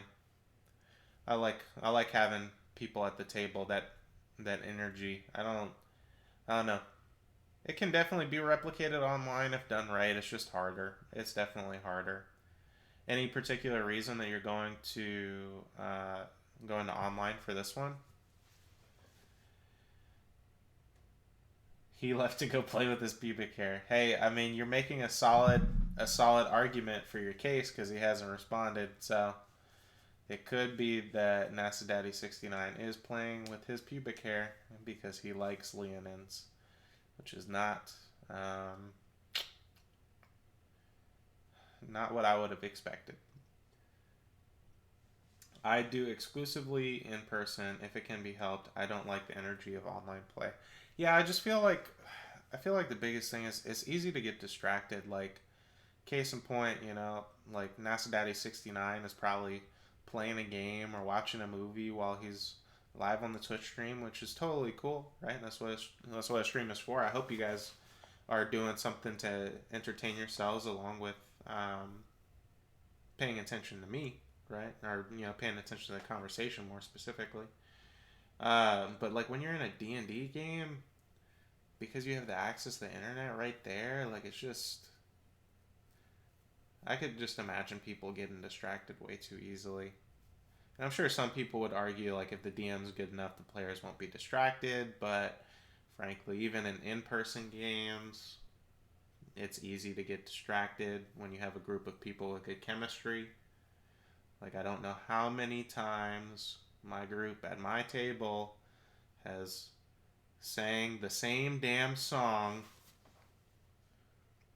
and when they get in the mood, they can go like I don't know how long. They can go for way too long singing that same damn fucking song. Um, let's see. My group that I usually play with kind of has trouble getting together, and I don't know many other people in my area. Fair enough. Um, yeah, it can be tough. It can be tough finding new people, um, especially if you're DMing, right? Like it's one thing when you're playing, but I found that like kind of to Moonspire's earlier point, he's being facetious or being a dick because I've DM'd for him before, and they haven't been my best sessions. But honestly, there is just a truth in that. Like for your DM style, like however you want to run your games, there are people who are better fits to play in your games than others, right? And it sometimes can be easy to find people who want to play D&D, um, but finding people who want to play D&D in a way that meshes well with how you want to run your game is sometimes very difficult, you know? Right? Like if you're someone who focuses primarily on the story and the characters, but you got someone who's really playing for the combat or the power gaming aspects, um, it can be difficult. Can't help but have porn in the second tab. All right. I mean, you get that tip jar to work, get that second dollar in there, like we talked about, then you wouldn't need a second tab because you get to see some titties on this one. Um, Angry Meatball says distraction isn't so much my problem. In person, I love when my players get distracted and talk to each other, especially in character.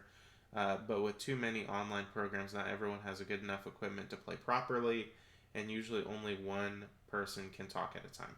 Yeah, that's those are very good points. Those are very good points.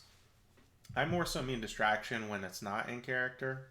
Obviously, a little bit of distraction is fine, like generically, and if it's in character, it's really not distraction at that point. It's just role playing. But those are much better points because that's actually a problem that we dealt with at one point when we considered doing an online game.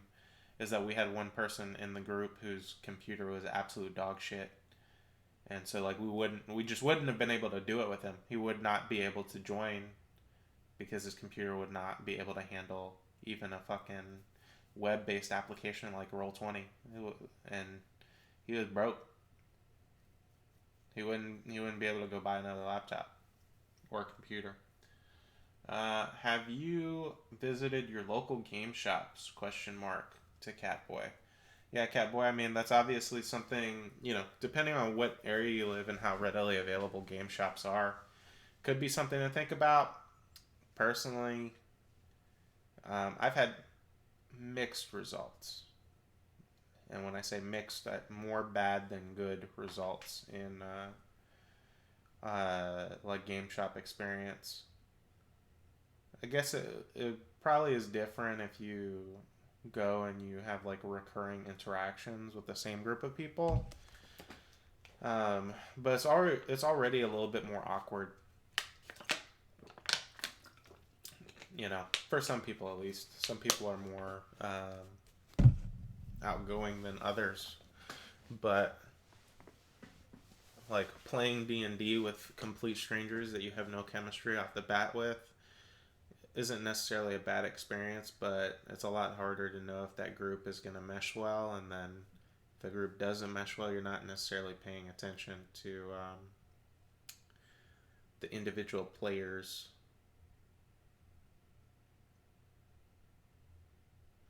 My last DM doesn't get along with Mexicans. That's not true. At Moon Spiders, he's talking about you. You suck. Lol. Won't let me tip again. So shitty. I know a guy who has no friends and he has to go to game shops.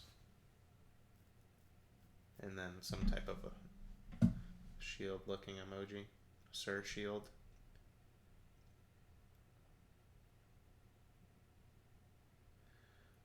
I know of one in my area, but there's usually no one there when I've been by. Do you know if they host anything? Right, because there's this place not too far from where I live where they actually have DMs that come in and they'll host games specifically, and you can actually go online and register to play in those games. It's a cool concept, and they give like the DMs a discount on merch and things like that for coming and playing the games in the shop. If not, I mean, that's always something that you could, like if you have any interest in that, maybe that's something you propose to your local game shop, is that you'd be willing to run a session or two and see how it goes and see if people actually show up, and that'd be a way to meet players. But just a thought. Obviously, do whatever you're comfortable with doing.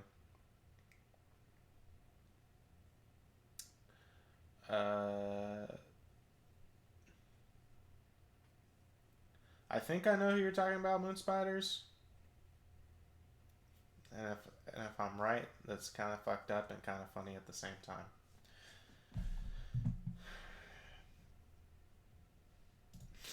Let's see.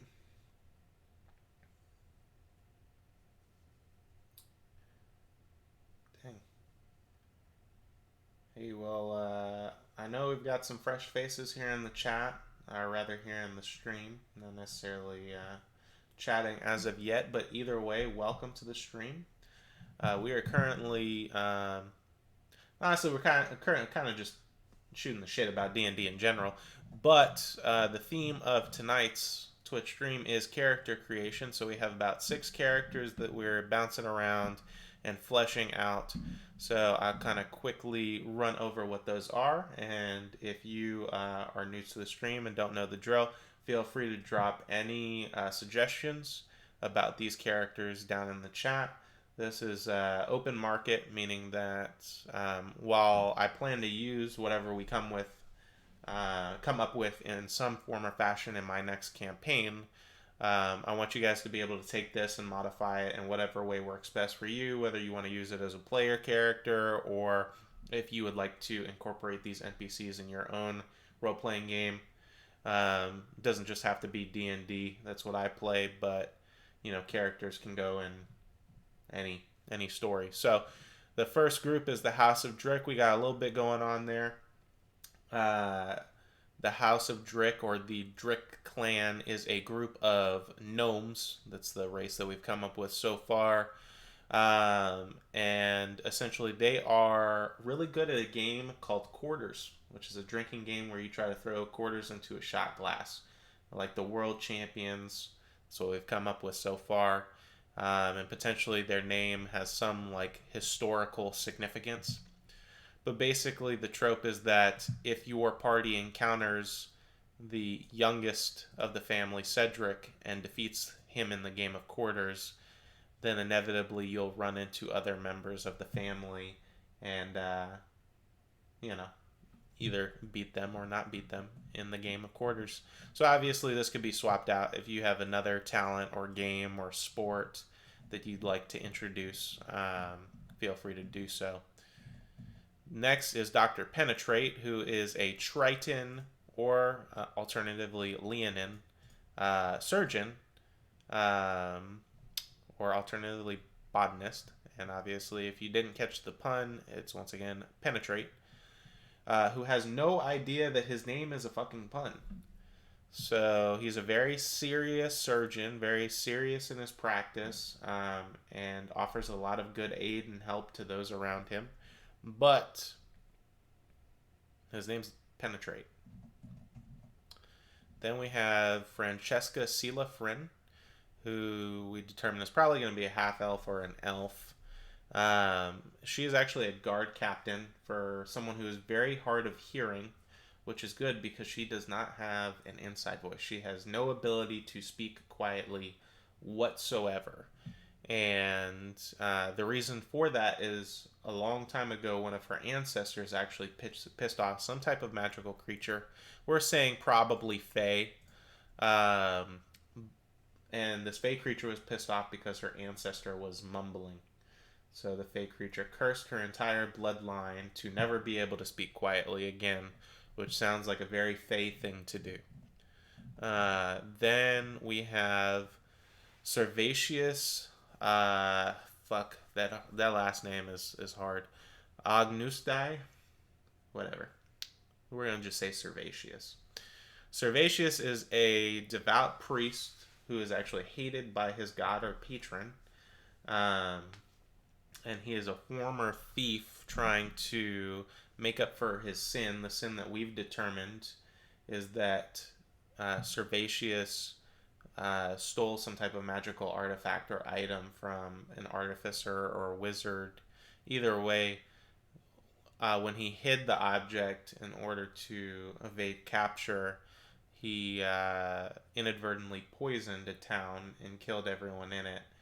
And so he is now trying to redeem himself through his devotion to this god or patron that he chooses. Then we have Rapper. We haven't determined a name for a rapper, but Rapper is a bard. literally taking the text from the chat. I have an idea for a character, a bard, but he's a rapper and a coward. He raps, acts gangster, and starts fights. But when the fights break out, he hides behind the party. He only carries a dagger and only strikes when he feels like he can get away without injury. He is the greatest rapper alive. Okay? And then last, we've got basically nothing. This is just an idea that I came up with through conversation. Is like if you've ever seen a One Punch Man, is like a king-esque character. So a character who is very famous for his deeds, but he hasn't actually accomplished anything. He's not going around telling people that he's accomplished these things, but he's also not like killing the rumors. So I think that would be interesting as a dynamic to have your party potentially like maybe succeed in certain things that they don't take the time to take credit for, and then this king-esque character ends up getting the credit for it. So yeah, those are the 6. Little deep dive rundown. You see anything that you can add any value to, or you think is interesting, just leave it in the chat.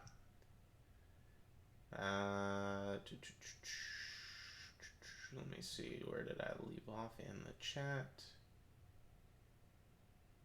Why does the D&D wiki suck? This is going to be my immediate question, Catboy. What sucks about it? There's no pictures. People have been, Angry Meatball says, people have been posting to it for too long. The homebrew is a little hard to separate from the legitimate stuff because it wasn't policed until about 2016 or 2017. That makes sense. Moonspider says, my backstory was better. Your backstory for what specifically?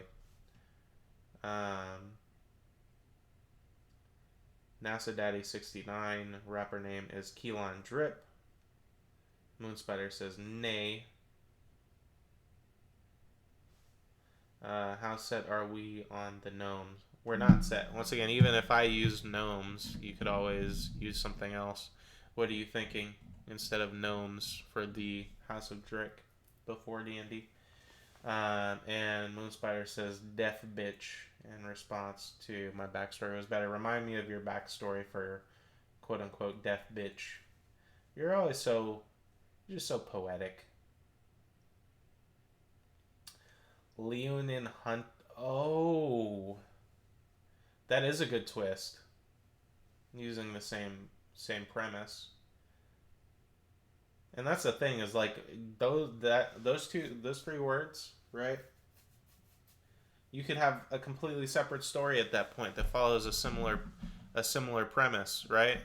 So maybe instead of being gnomes who are great at a game called Quarters, maybe they're bounty hunters, Leonin bounty hunters. And so the party does something to have the youngest and least professional, right, sloppiest bounty hunter sent after them in the form of Cedric. The party, of course, manages to defeat Cedric, which then, escalates things. And then they next send their next most powerful, which would be Roderick. That's good. I like that. And that's the thing, is like you could use both of these. These are, not fully formed, but they're like 80% there. Like all the detail you need to run these characters is basically right there. All you need is a stat block at that point, and you could run these characters if you're good at role playing on the spot. That is. You could even flip them. Why do the gnomes have to be the drinkers and the lions have to be the hunters? Maybe the Leonins are good at Quarters, and there's a group of gnome bounty hunters. Because by that same logic, if they're like super famous bounty hunters, gnomes once again live forever. So that would be fucking badass.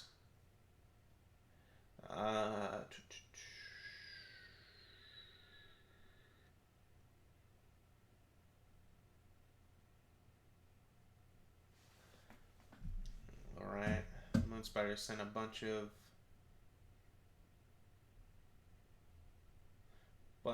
emotes. How about a half orc for the rapper? You have this big tough looking dude, but he's a coward. Okay. I'm with that. That makes perfect sense. Because he's got to seem tough, He can't seem like a weakling.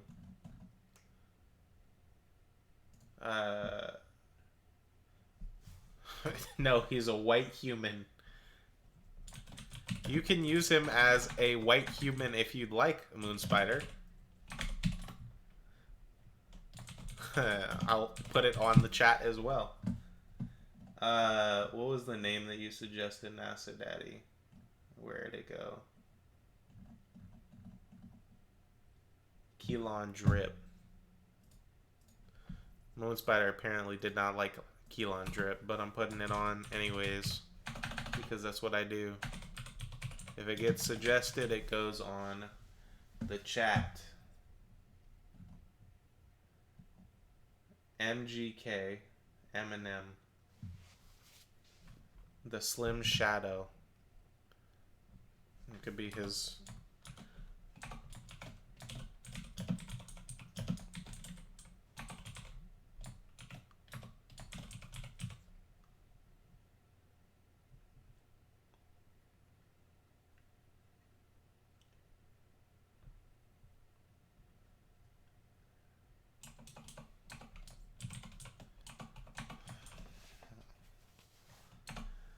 Alright. Apparently, this is a very divisive conversation that you guys are having over MGK and Eminem.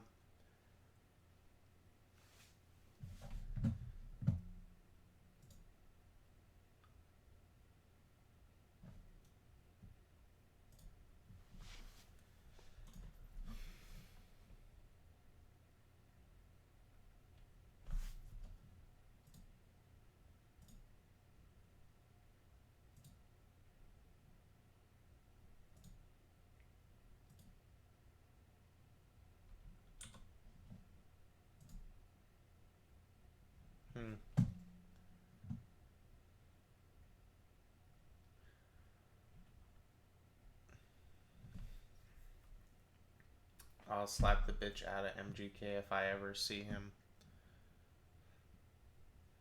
Is it because he took Megan Fox from you?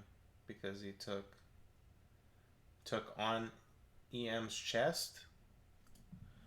I don't even know what you guys are saying at this point.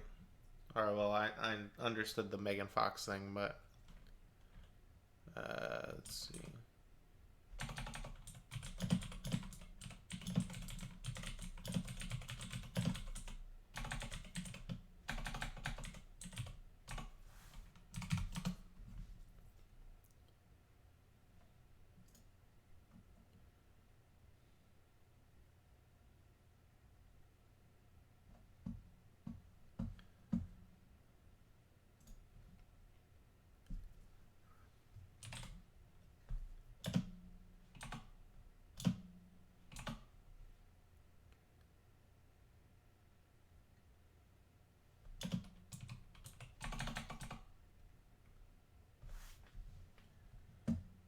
Let's see.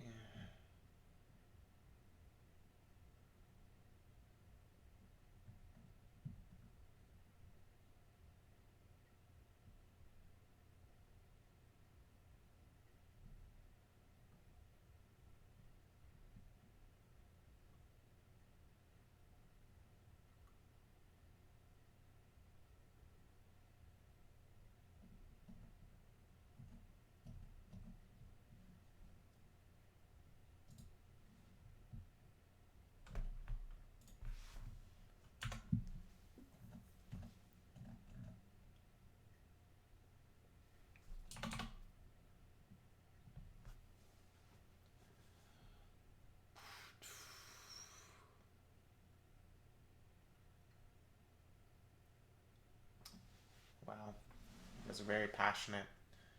NASA Daddy says, I just don't like the guy.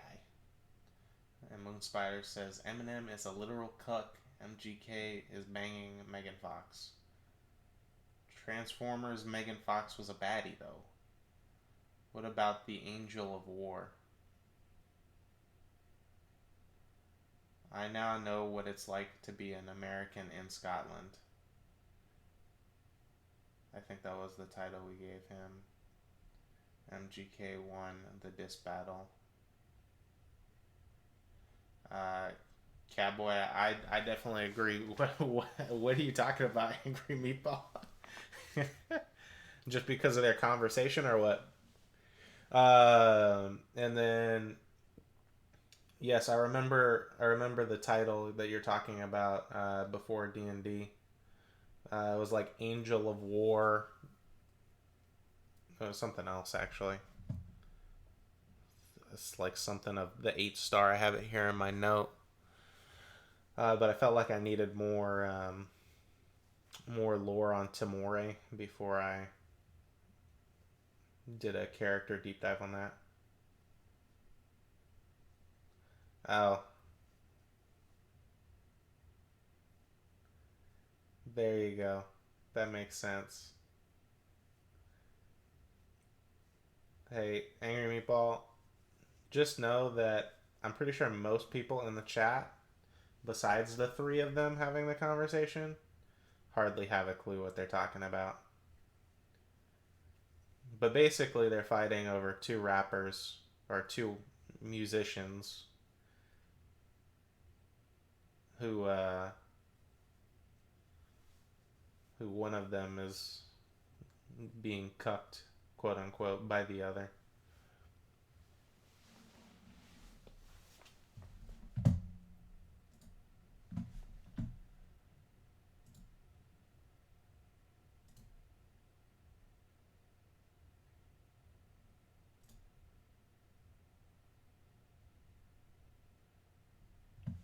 Let's see.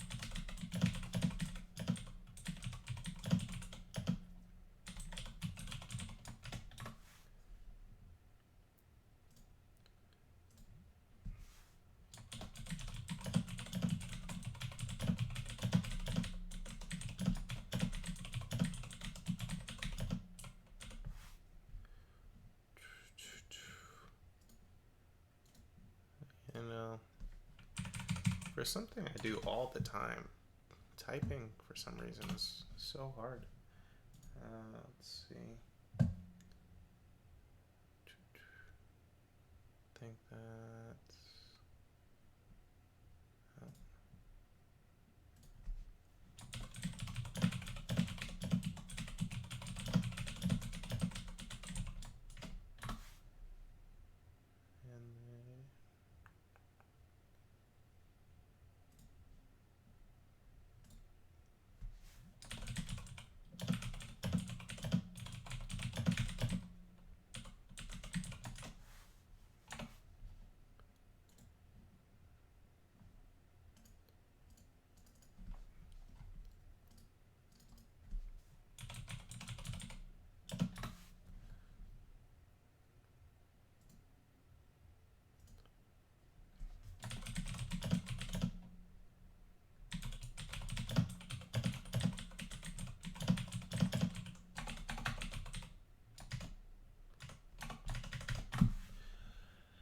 Okay, cool. I think that is everybody.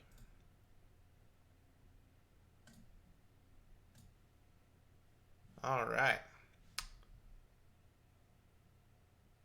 Go ahead and close that out. How's that?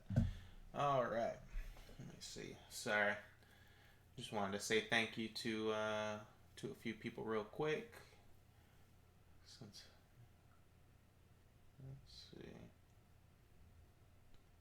Yes, Angry Meatball is in fact Scottish.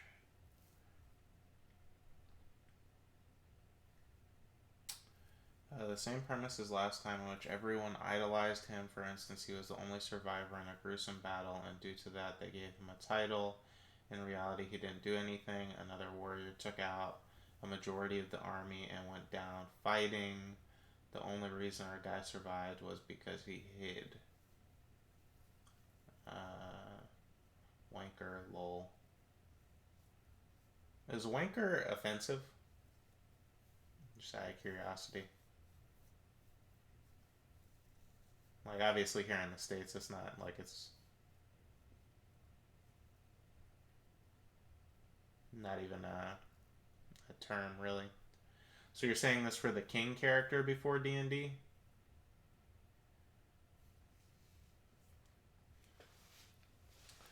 Because, like, it's a great character backstory if you're going to play the character. You see what I'm saying? Like, I'm going to put it down anyways. But I don't really see this as being, like, a great.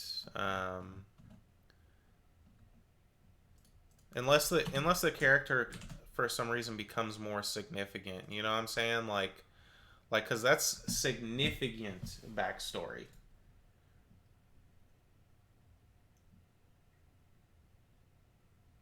That's the only way he knows how to honor him.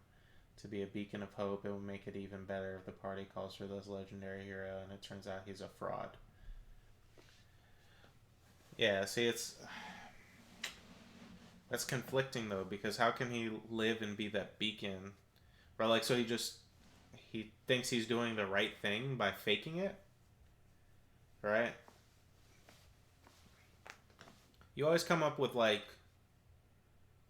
great ideas that just need a little bit of tweaking to actually make reasonable sense. Like, this is great for a player character premise. If you are going to play a character who's like a level 1 character from the sheer virtue that he like has basically no experience and hid during his only opportunity for experience, or maybe like a level 2 to 3 character realistically. Um, and then this character, you know, he already has status. Like, that's the thing that makes the character interesting to play, is that he's not that strong, but he has status, at least in a certain part of the world, because he is associated with this great deed, right? So people will think that he's stronger than he is, but when it actually comes time to pack the punch, you know. So he's going to have to kind of grow into that opportunity or not. Does the rapper sell drugs though? Sells that loud. Yeah, I guess it would line up with him. Before D&D, have you played Genshin Impact by any chance?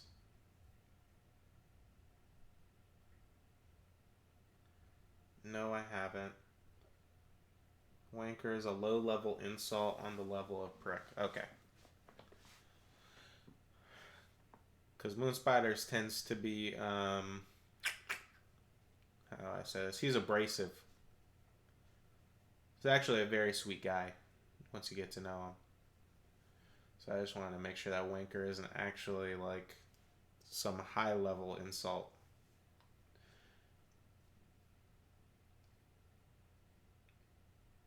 There's a character in that game who did that.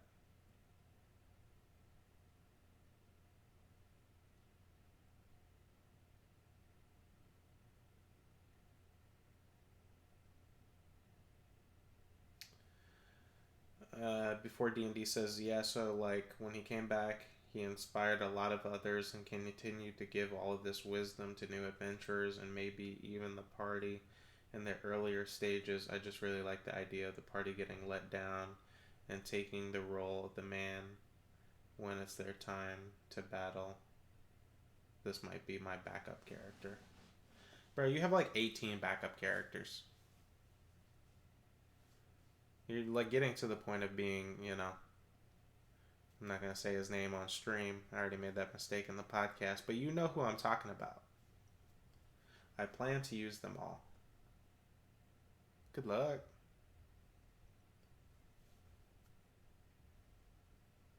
Good luck.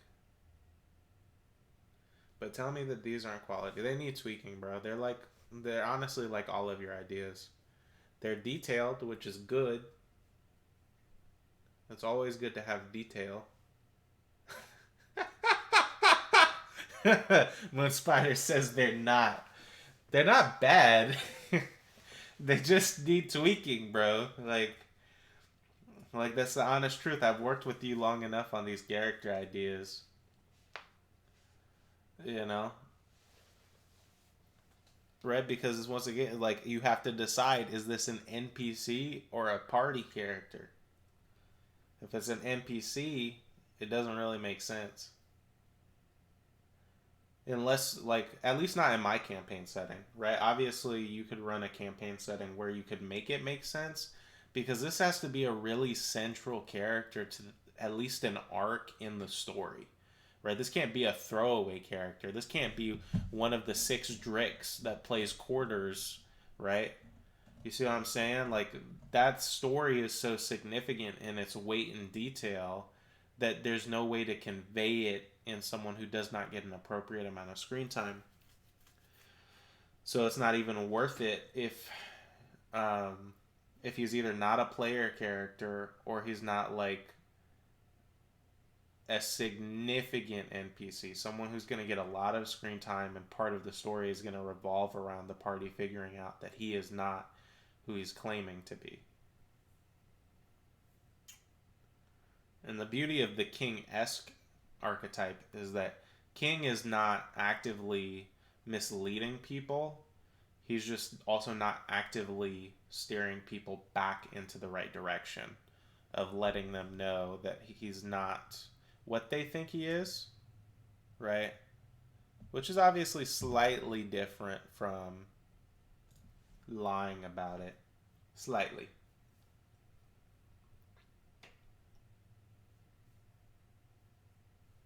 I actually have a One Punch Man poster right above my monitors right here. I fucking love this poster. At an anime convention a while back, several years ago. It's just so fucking, it's so good. And then you just got King in the center, holding the fucking game controller, just like this. It's just so good.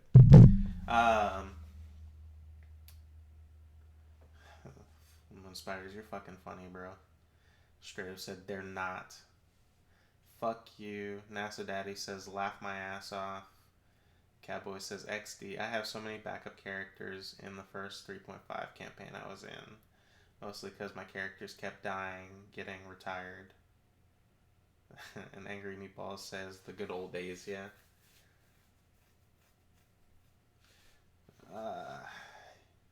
Yeah, I mean, before D&D is one of my players, so he knows that unless he's like I'm not a dirty DM. You know, I'm not afraid to kill a player. I've killed player characters, but I'm also not trying to kill my players. I'm trying to challenge my players. So having 82 backups really isn't necessary, because if you're going through 82 characters, then you're doing a lot wrong at the table.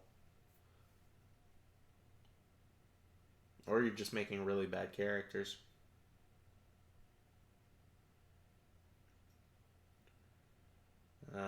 And of course, he says he's going to think of another one. Give him 3 minutes. Alright, guys. Putting 3 minutes on the clock. Alexa, let me know when 3 minutes have passed. 3 minutes. Starting now. Alright. You heard her. Before D&D, you got 3 minutes.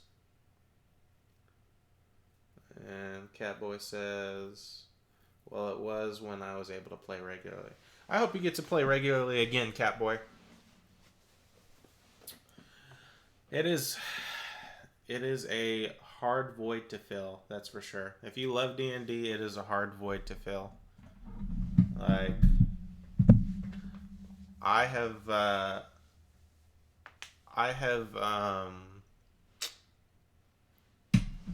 am I trying to say? I played the one.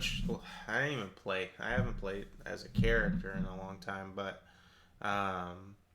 we ended my last campaign back in July of last year. So the only session that I've ran in that time is the one shot I ran like 3 weeks ago. Man, I fucking missed that shit. Like, goddamn, I missed it so much. I cannot even describe how much fun running that one shot was. And man, you know, I am just a way better DM than I used to be. I don't know if anyone like if you look back and you think about some of those first games that you ran, for those who have DM'd as opposed to just playing, or maybe having like little to no experience with the game. I like fuck, I am so much better than I used to be. Like, goddamn, it's night and day. Like, not even to toot my own horn, just like it's less of saying how great I am as a DM in general, but more so just comparing myself to my past. Like, god damn, it was good. Um, well, it was also I love making characters, so I just kept making them. Yeah, I understand that. Making characters is super fun. And I do it all the time just in my head, like even when I'm at the gym working out and sometimes I'm just thinking of character concepts. I was thinking of ideas for the campaign today while I was running. Um, but, like coming up with stories is the most fun for me, and the best stories are always told through characters. That shit was good. Wandiki was one of the few to play in my one shot, so I'm glad that you enjoyed it. I'm glad you enjoyed it. I was yeah, I think I did a good job of like pre-alphaing the campaign, introducing you guys into some of the themes and concepts that I really want to explore once we're playing more regularly. Um, Before D&D got it. And how long have I been DMing? Okay, I'll take these one at a time. I'm gonna start with the simplest one, which is no invite from moon spiders. Oh, Alexa, stop. Um, we've already talked about this, moon spiders, right? I love you. I've known you for a long time. Uh, I don't know, bro. We're gonna have to talk about your D&D opportunities because, and maybe it's because of Men's a Monkey, you know. But I think when you two are together, you are just not a good fit for my D&D sessions, bro. So maybe outside of playing with Men's a Monkey, you would be. Um, like that's possible. But together, you guys are a force to be reckoned with, and not in a good way. How long have I been DMing? I've been DMing on and off for 6 years. Not like consistently though. Like it really is on and off. I DM'd for this first time probably just shy of 6 years ago. When I came up with my very first story idea. This new campaign is actually based on that same very first story idea. When my friends were all just first getting into Dungeons and Dragons, they said like, "Hey, we want to play. Someone's got to run it," and I said, "Fuck it, I'll run it." And I ran my first handful of sessions, having next to no idea, uh, what I was doing, not really understanding the combat mechanics of 5e. Even though they're simple, I just hadn't had any exposure to it, so I really didn't know what I was doing. I had, these great story threads and ideas that I wanted to explore, but not really knowing how to use D&D as the vehicle to tell that story. It was really bad. And Wandiki was one of the players. He says that he has fun. He had fun playing it. So I don't know if he's just being nice or blowing smoke up my ass, not hurt my feelings, or if he actually enjoyed it. I enjoyed it. I just know it wasn't good. Like I had fun. I just know that it was not great. Especially as over the next 6 years, I played in a handful of games, whether they were one shots or campaigns. Just like we were talking about earlier, Catboy. I went to a few local game shops, like a couple of different ones actually, all over Houston, which is where I'm from. I don't really care to hide that. I'm from Houston. Um, so, and those experiences were mixed, mostly on the bad side, in the sense that I just never got the sense of dynamic that like really made it appealing. Um, and then finally, I got into a halfway decent campaign.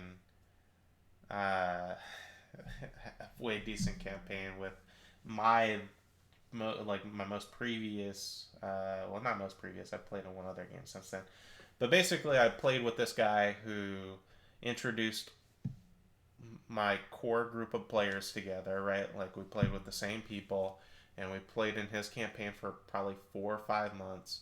And he was good in a lot of ways, bad in a lot of ways.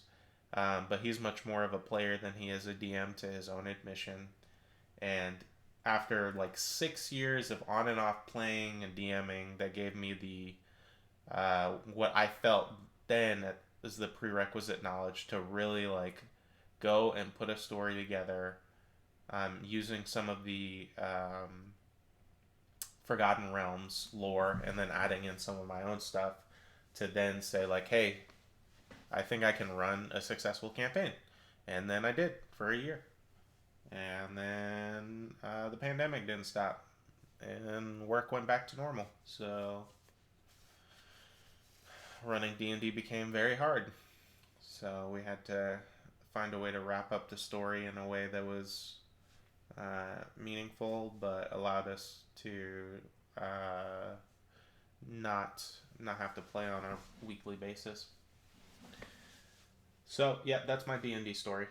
For let's see, no invite. I wish I had the opportunity to enjoy it. I mean, straight up, Moon Spiders. Like, I'm not blowing smoke by saying I really do want to run sessions for you guys.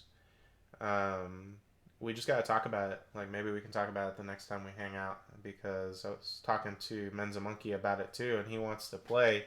It's just it really does come down to like there's not much point in me running a session for you guys if the way that I want to run the game and the way you guys want to play it is so drastically different. It would be better if someone else in the group DMs those type of games, because and it's true of any DM situation. If your players and your DM aren't on the same page, it's not going to be a good DM, right?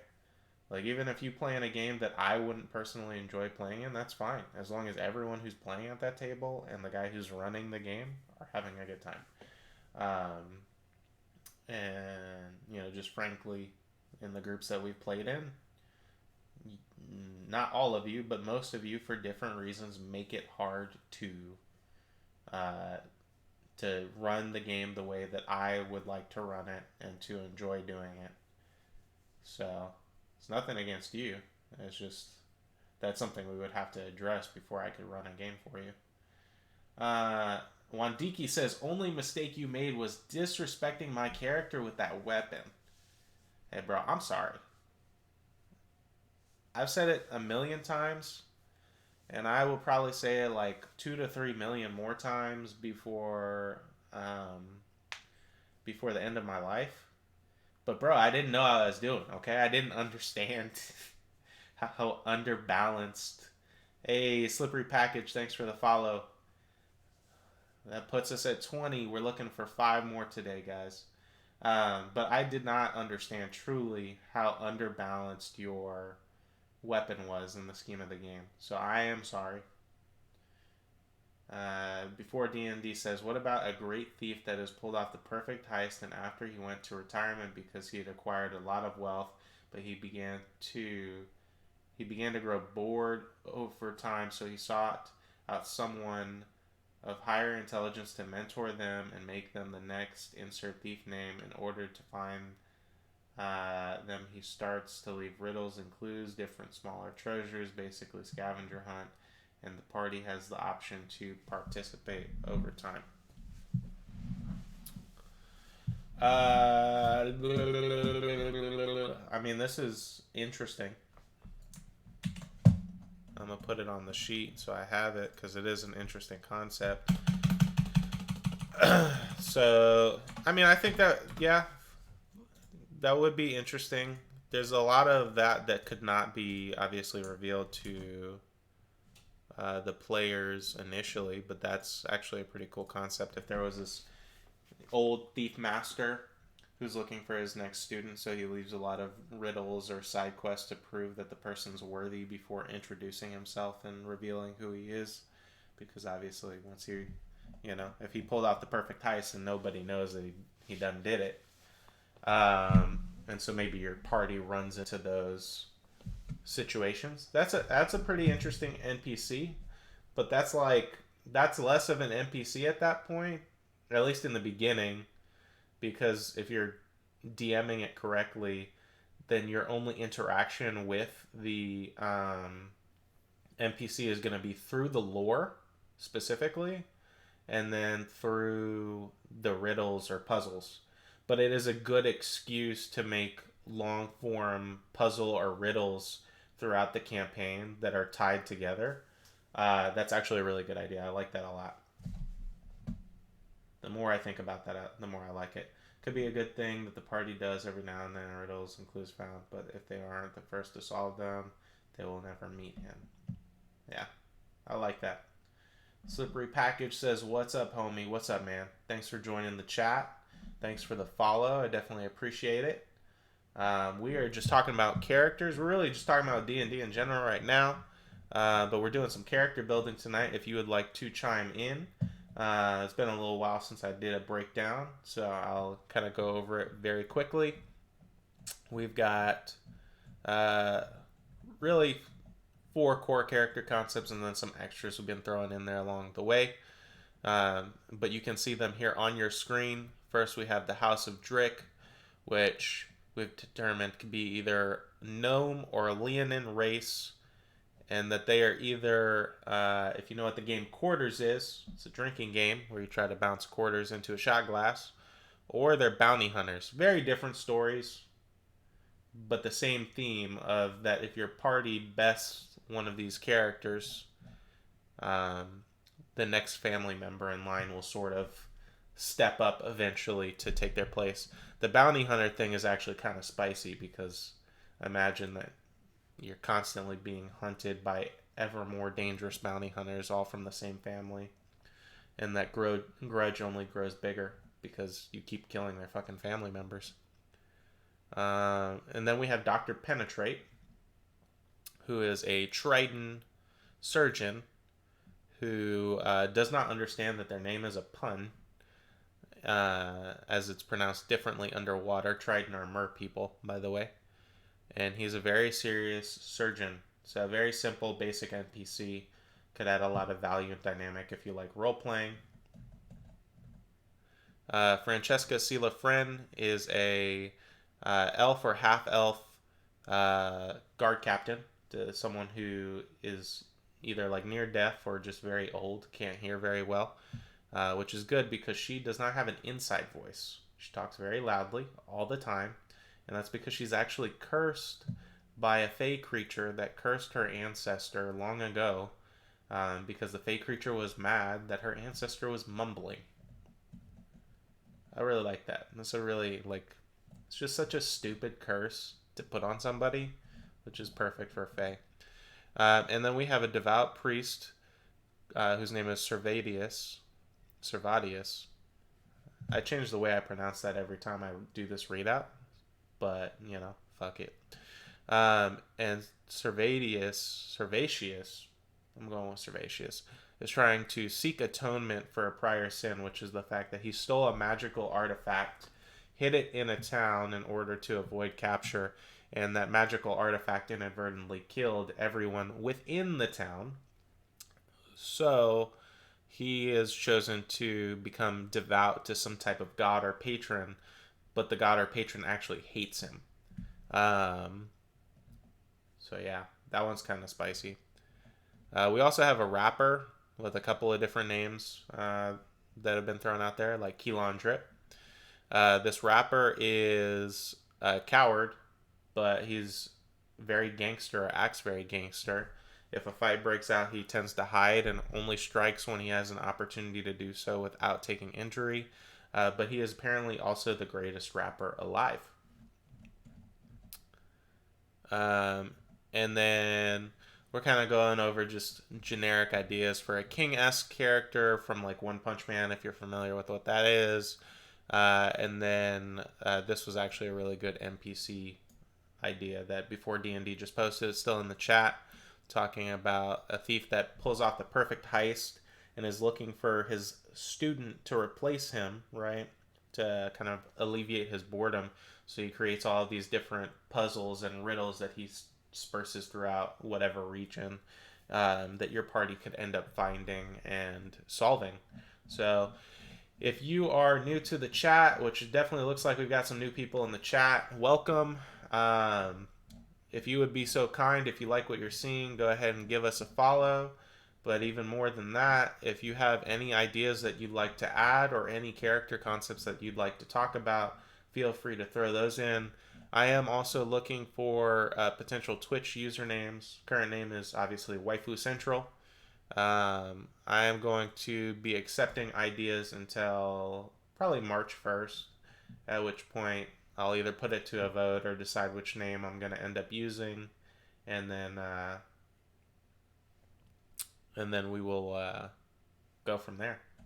I'll either switch everything over or just stick to the fact that it's going to be Waifu Central. So yeah. But yeah, thanks for being here, guys. We've got quite a few people in here at this point, so hopefully we can get some more good convo going. All right, let me catch up with the chat real quick. Let's see. Catboy says, "Oh, that sounds fantastic." Yeah. Before D&D, like actually, this is like, you know, you're gonna be butthurt. This is one of your better ideas. Like, it's actually really good for an idea that requires like almost none of my editing. So good job. And NASA Daddy 69 is the thief John Cena. The thief is probably not John Cena. Who's John Cena exactly? Isn't he that invisible guy? Yes, that's the joke. NASA Daddy actually played a rogue named John Cena in a one-shot that I ran once upon a time. A Christmas one-shot, actually. That was a lot of fun. I took your band lore, by the way. That's okay, man. I doubt that Bill Wynn the Bandit is getting that Bandalore back, so I'm glad that it's at least in the hands of someone who can use it. Yeah. I never heard how my character died. You changed it to a drum. What the fuck? How the fuck did you change it to a drum? What a character, Bill and the Bandit. I feel like the thief should have a hella high bounty on his head. The way a lot of people are doing the heist, and there is a sense of urgency. I mean, obviously the dude's gonna have a bounty on his head, but I don't know.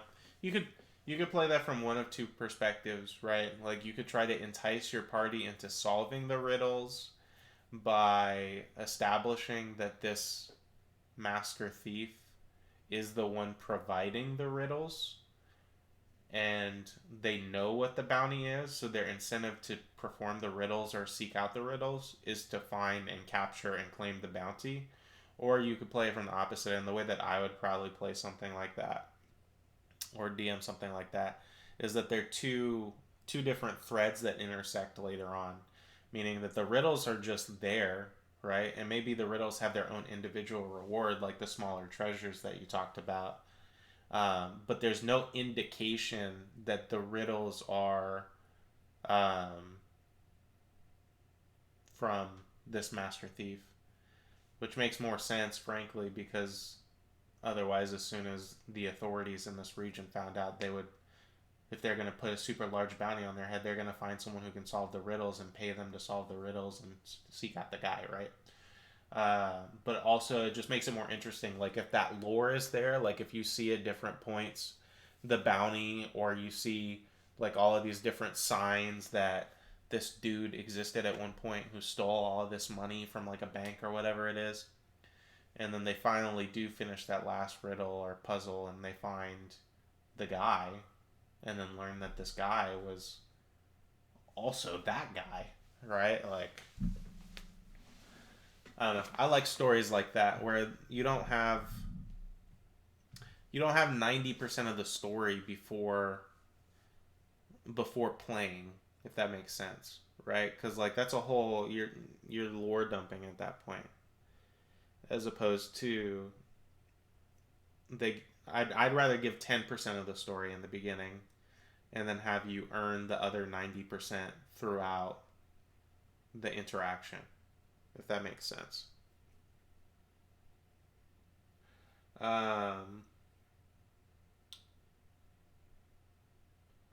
Slippery Packages says XDDD. Your character died valiantly, but he came back as a hag and almost killed us. What the fuck? I came back as a hag?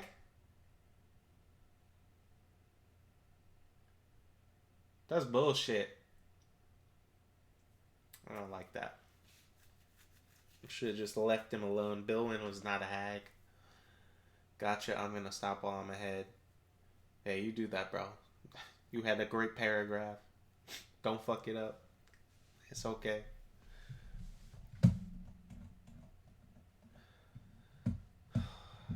Bro, time, I tell you what, time goes by fast in these streams, though. Like, it's actually kind of crazy how quick the time goes by. I don't know if that's just for me, because, like, obviously, you know, I'm the one on camera. I'm the one who's got to type everything in and try to keep you guys entertained, but, like, still, like, I don't know. It just goes by quick. Like, we're already almost 3 hours in. Doesn't feel like it.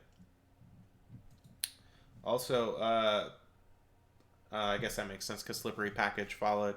But we are 200 HP away from a new stream boss, which means if someone either follows or donates $1, right? Once again, donations not necessary, but those would be the two ways that I can currently have HP damage chipped in. So whoever follows next or donates at least $1 next would become the new stream boss. So, who's it gonna be? I don't know. And for those who, hopefully it's visible. If someone can tell me if it's clear to see, because it's like kind of small on my screen, but everything's kind of small on my screen because I have all the overlays and everything. Like, can you guys see the two bars at the top pretty clearly? Like the boss bar in the top left, and then the follower goal in the top right. They look pretty clear on my end, but obviously I'd like to make sure that's actually the case. Yeah? Okay, cool.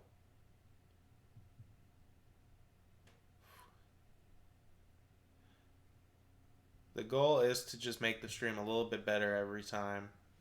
That's why I added these god tier graphics. I know you guys have never seen graphics this good. No one has ever put graphics better than this on their stream.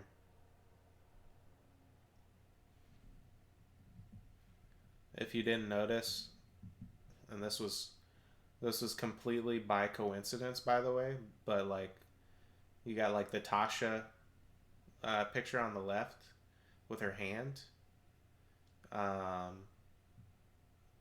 it kind of like looks like whenever someone follows or something, that the what am I trying to say? That the little coins that drop in the cup kind of looks like she's dropping them, you know, with magic. I thought that was kind of cool. Okay, everyone says yeah, they're easy to see. All right, good. That's what I need to know. Thank you guys. But yeah, I'm enjoying this.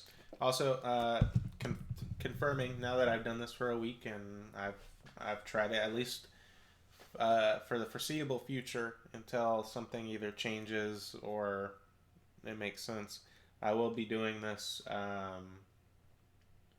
I'll be doing this part-time Twitch thing going forward, meaning I will be doing Monday, Wednesday, and Saturday stream. Mondays and Wednesdays will probably be more generic, like general world building, where I'll just do like the topics, broad topics with everyone chipping in at their leisure. And then Saturdays we'll pick a more in-depth topic to go into, whether it be characters or towns or whatever we feel like doing that week. So, I ran something like what you're talking about. A player found a journal of a man who traveled with a rich man on a journey, giving away treasure and magic at every stop he made. That's a cool character concept. Yeah, I don't. I mean, that is actually a good character concept because at least in the. To be fair, I don't necessarily have a ton of exposure um, in the macro, but like a philanthropist character is a great concept.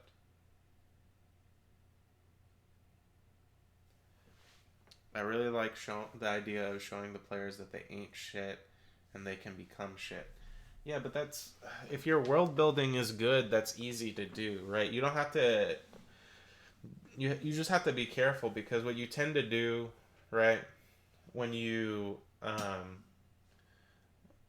when you try to show the players that they ain't shit is you overexpose your story, right? And the thing about world building is ultimately like there's a lot that goes into it. So if you burn it all out in the first two sessions, right? You might show them that they're not shit, but there's not a lot more to show them along the way, right? And there are much easier, subtler ways to show players that they are not shit in a D&D campaign.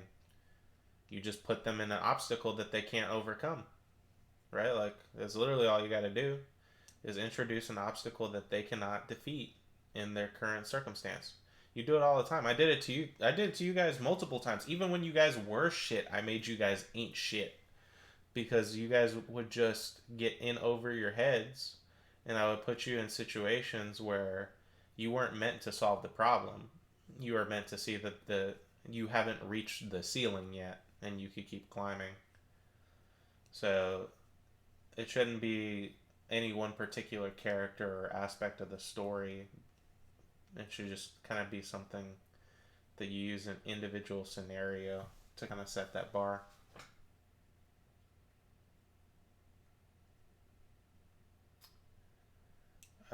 It didn't go as well as I'd hoped. They'd forgot about the journal every time they made it to a town and mentioned because it wasn't the focus of the campaign. Yeah, that's always God, that sucks, man. I'm sorry to hear that. That's like that's like one of the most disappointing things about being a TM, honestly. It's just something you have to deal with and accept is that there are going to be plot threads that you make like sometimes not even obvious. They just flat out know, right? Like it's not a question that they know, but they still forget and then you like want to nudge them, you want to push them, you want to make them like follow the thread, right? But then at the same time, you don't want to outright make them follow the thread because you want them to feel like they really are playing the game and they're not, being quote unquote railroaded, so to speak, or that their choices matter and you're not just going to spoon feed it to them anyways. And to, before D&D's next comment, um, yeah, I was never really good at holding in the story. I have a tendency to jump the gun. That's something you have to be good at if you want to write complex stories for your characters and for your players. Because if you're not able to take like there are so many times I cannot tell you how many times I wanted to just blurt out the fucking answers to you guys, right? Like because you come up with these big lofty ideas and then you have to wait forever for the players to naturally realize what's going on. And sometimes you guys don't even realize that you walk right past it. It's right there and you still walk past it. Fucking sucks. But the alternative is you do all this work to make something compelling and interesting and then you throw it away at the first opportunity and because they know before they're supposed to or before they've earned it, now it's not as compelling or interesting, and then you've just burnt away a really solid idea. Does the god act on his hatred or is it just there? So once again, right? it's gonna differ campaign to campaign, right? These are meant to be kind of open ended. Um, like these are meant to be the skin and bones of the characters. So we're kind of going in depth in terms of like, hey, this is maybe what we would do. But in my campaign setting, with there only being seven gods, no, I wouldn't say that the god directly acts on his hatred. But at the same time, there are other potential patrons that you could use in place of a god in the campaign. So I may end up doing one of those, like maybe a patron that represents something more specific that could lead to, quote unquote, lead to the forgiveness of the priest. Um, where then maybe that patron is a little bit more inclined to act. Because in my campaign setting, the seven do not generally have a lot of instances where they act directly on anything within the world, which is part of why there are so many mysteries. Um,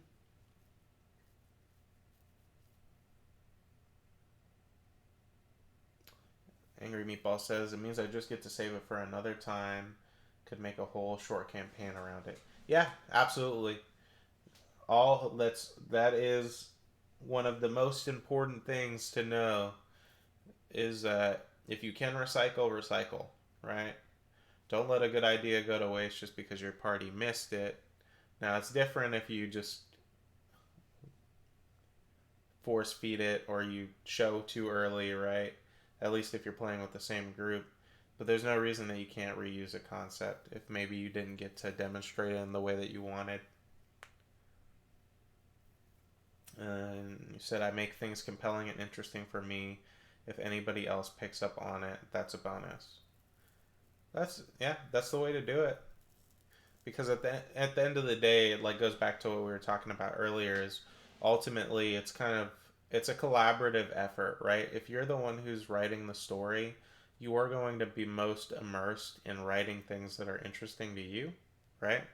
And hopefully you're playing with people who find the things that you enjoy or find interesting. They also find it interesting, right? So you guys obviously have some chemistry or some bond in that way. Because if you don't have that, like chances are you're just fucked, frankly speaking. So if your group finds the same things as interesting as you, and especially if you've run with them before, if you've run with the same group, then you kind of know what plot threads they find interesting. So, uh,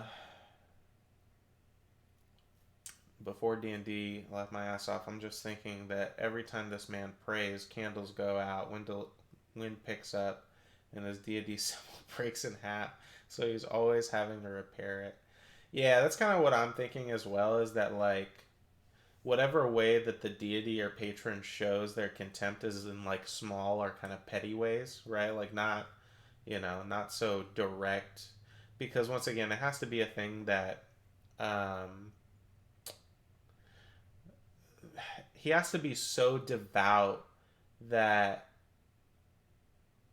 he's blind to the fact that the patron is fucking with him, right? So like maybe he trips and falls, but something would have fucking hit him if he hadn't fell over, right? So the patron was actually trying to fuck with him by tripping him, but from his perspective, it was his patron looking out for him, right? Or like, frankly speaking, there are some people who are very religious, and when they're faced with an obstacle, they look at they they literally in the real world this happens. They look at it as an opportunity to prove their devotion, right? So you could be that way as well. Like his charm breaks, right? His holy symbol. Okay, this is my time to prove that I'm not going to give up faith and I'm being tested, right? It's not that the patron hates me, it's that he's testing me in order um, to prove that, you know, He's devout or loyal. Let's see real quick. So you can go a few different ways with that. Angry Meatball says, also to be fair, I haven't written a story for anyone to follow in years. It's never too late to get back into it if you want.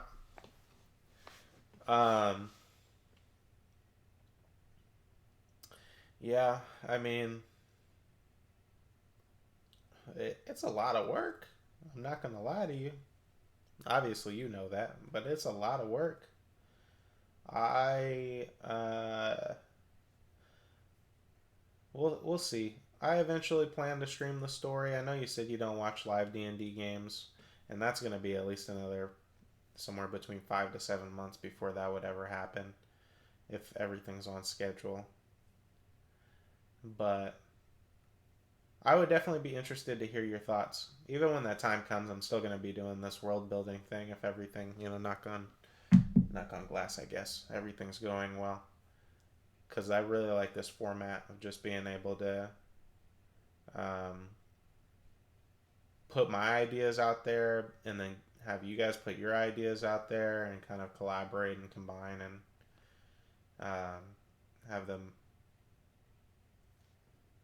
intersect. And then Catboy replied to Before D&D, said, and he keeps thinking it's some opposing force trying to dissuade him from his worship. Yeah, exactly. Like he has to really. It's like the whole sorcerer thing. Like he's a sorcerer class because he's got to have innately the ability to cast magic, but he's fucking blind to it. He just he believes that any magic he casts is coming from his god when literally it's coming from him, and really you wouldn't know the difference. Yes, this story is really taking shape.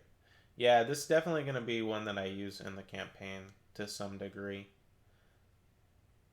Because it's one of those, like, it's significant, but still subtle.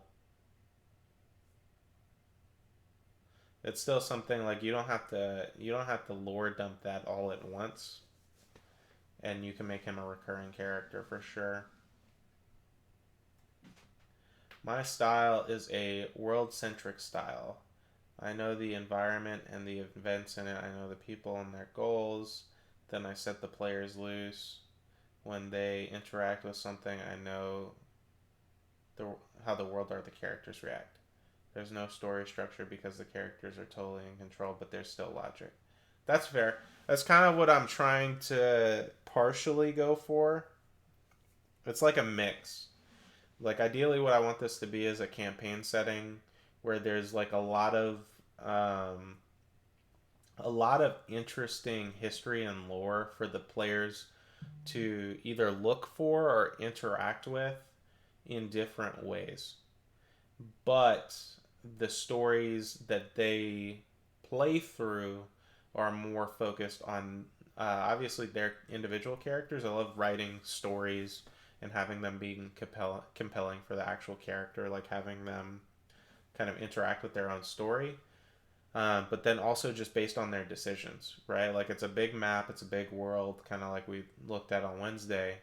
So they might start in one part of the world and stay solely in that one part of the world. And if they choose to do that, it's going to limit their exposure to certain other aspects of the world. But that's fine. That's totally fine. Because the beauty of it, and what I've already proven with that one shot that I ran, is that I can use one shots to tell different stories. If I really want to tell a condensed story about a particular part of my world, then I can do it in the form of a one shot and not have it be so dependent on the party members in a campaign going where I want them to go to make it, like maybe more of the story that I want to tell, if that makes any sense at all. I can tell a lot of stories.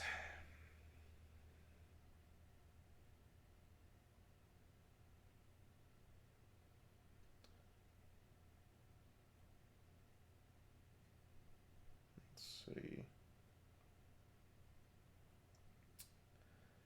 Nice.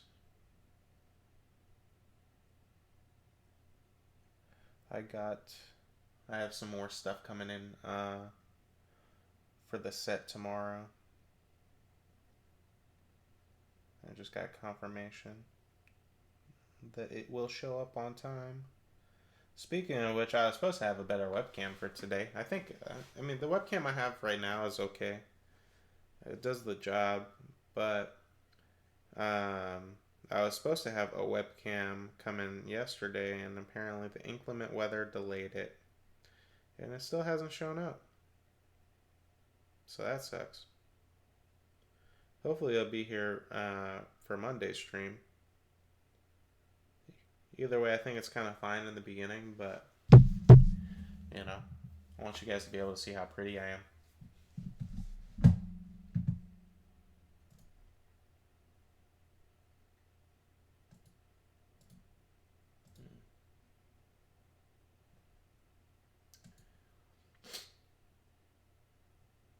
Uh, Angry Meatball and Catboy.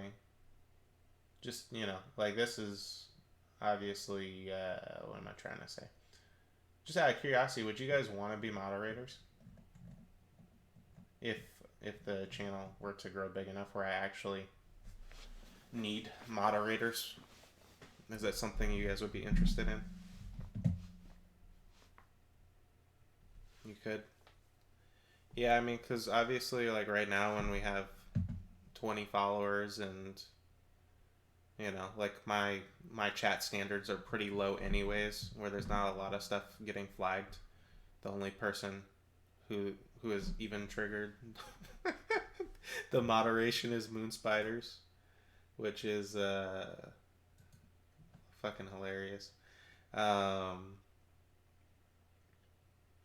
Yeah, but if it does actually grow to something relatively large, I'll need a couple people, and I'd rather it be people who enjoy the concept and obviously have been here from the beginning.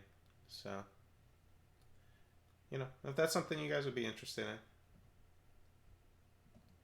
when it gets to that point, we can talk about it.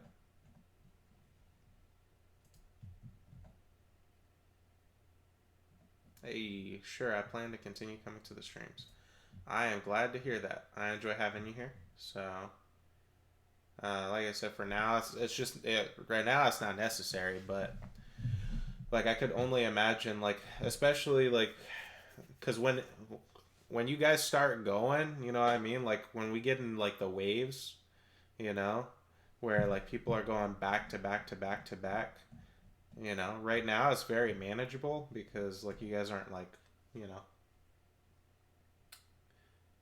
I need to look away for a second or type something, you guys obviously aren't tripping about that.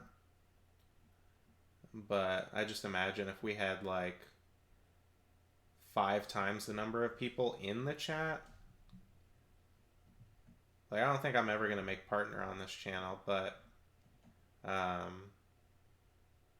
to be a partner, apparently you need like 75 people in your chat consistently, or 75 viewers. So if we were at like 75 people and even half of them were consistently talking, yeah, I probably would want 1 or 2 moderators. I do moderate for a friend of mine who streams no D&D content, and I have to put that commitment above this one. That's fine. That's not a huge thing. So like I said, it was just something that popped in my head, so I figured I'd ask. I'm not going to ask you guys to do it over any other commitments you have, right at the end of the day. It's just something, if you guys would want to do it and there was a need for it, then I would give y'all those privileges.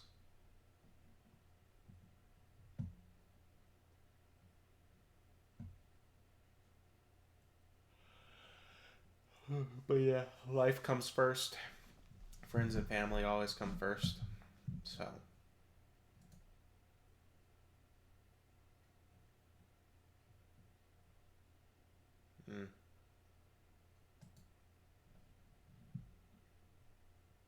How long has your friend been streaming?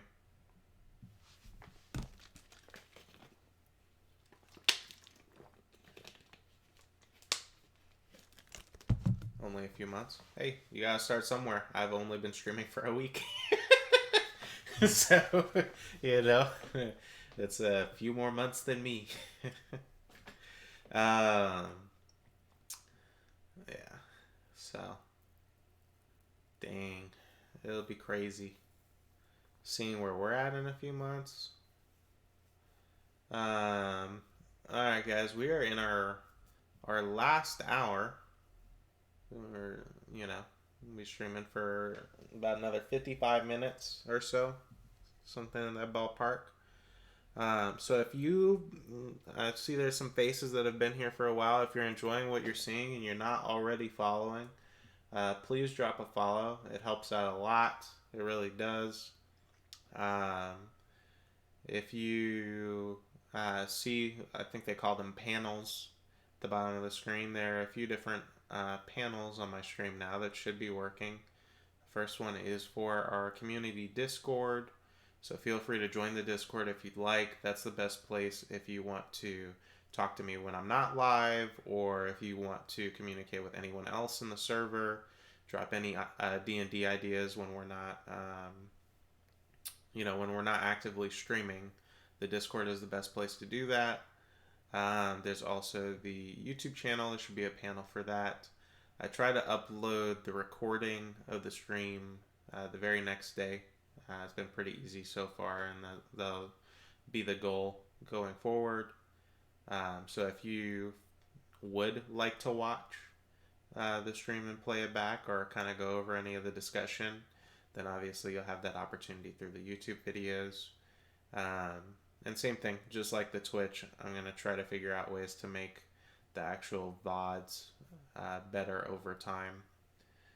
And then the last thing is the tip jar.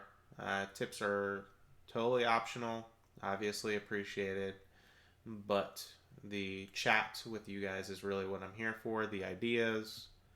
And just getting to have good conversation with people is very enjoyable. Like I said, it's been 3 hours, and it does not really feel like it's been 3 hours at all. So, thanks for being here.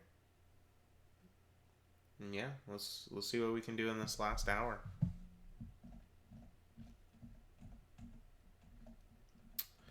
So, to kind of switch gears, just because we don't have at this point a ton of like character specific ideas coming in, and I think we've actually got most of the characters like not necessarily super fleshed out, but in a space that anyone could take one of these concepts and then fill in the blanks to like do whatever they want with. But using before D&D's kind of last character concept, one thing that I am not necessarily really good at are riddles and puzzles. So just something to talk about for my DMs or my players out there who maybe have seen interesting riddles or puzzles. That's something else we can add to the conversation since we've got a good amount of time left. What are some of the better riddles or puzzles that you've seen, whether it be the actual puzzle itself or the type of puzzle or the implementation, or just anything that kind of fits this theme? Let's see. Do you have any villains? Oh, I don't know how I missed that, but I did miss that. Yeah, who are you asking before D&D? You asking me, or are you asking Angry Meatball?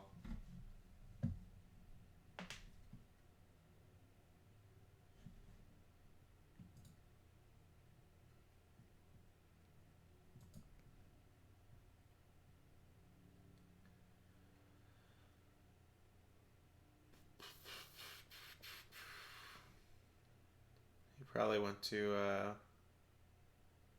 what was it that Moon Spider said, like style his pubes or something?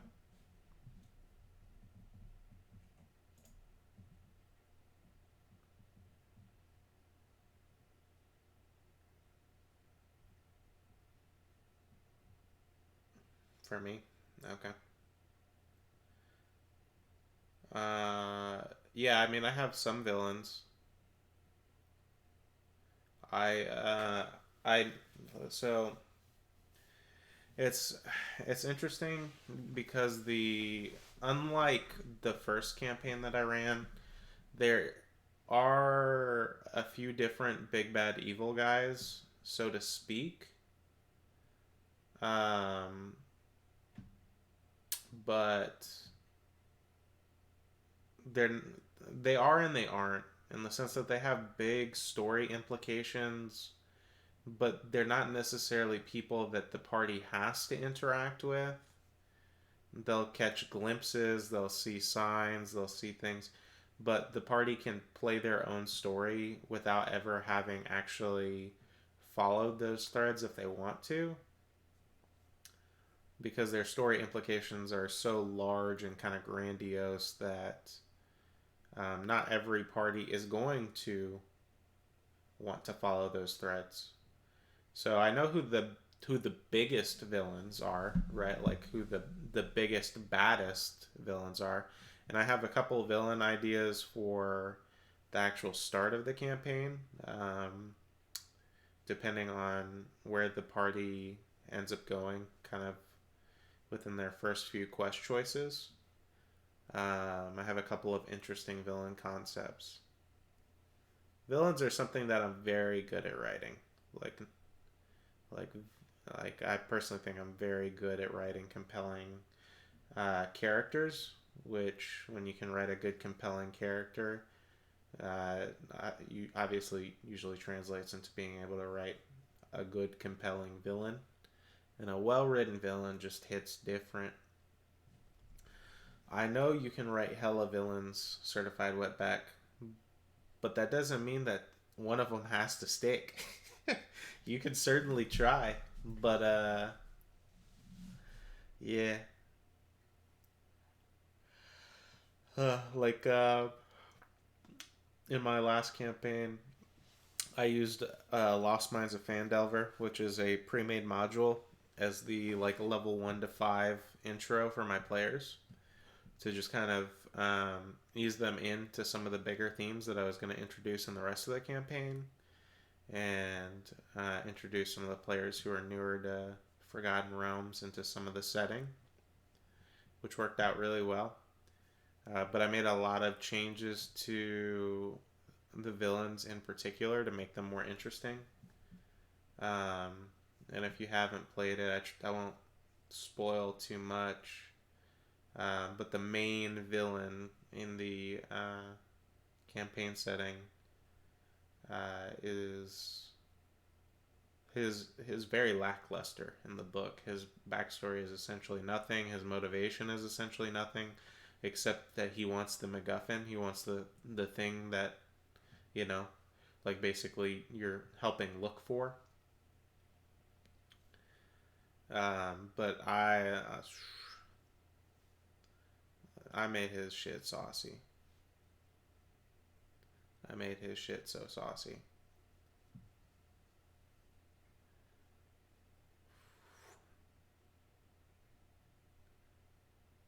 Yeah, it was very saucy. That's what I started my first campaign with. I then stole one of the bad guys for stuff later on. Which one did you steal?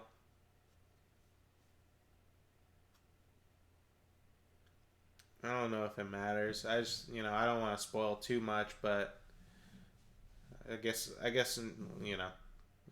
if you don't know, you might not remember. Who cares? Basically, the character's name was Nesnar, and he was a drow who wants, once again, the MacGuffin. He wants the magical artifact for whatever random reason. Um, but the artifact doesn't actually work the way that people think it's supposed to work. Uh, so what I did that kind of made it different is I just added context. In the campaign that I played in immediately before starting my own D&D campaign, the most recent and successful one, the DM introduced uh, Lolth, the spider goddess, and Lolth was eaten by another deity and quote unquote killed. She comes back, but she's gone for like a good period of time. And Lolth plays a pretty big part in Drow society, right? Believe it or not. So if you know, you know. If you don't, feel free to read about it. I won't bore you with all the details here, but basically, this goddess that rules an entire society disappears. In my campaign, I wanted to make it canonical, meaning that all the things that happened in that campaign uh, happened prior to mine because it's the same setting. And so I Nesnar being a drow, I made his backstory based off of the fact that Lolth had disappeared and kind of what effects that would play on drow society. And essentially, there's kind of this all-out war. People who kind of tried to uprise now that the god is no longer there, like ruling over them. And so Nesnar is kind of a byproduct.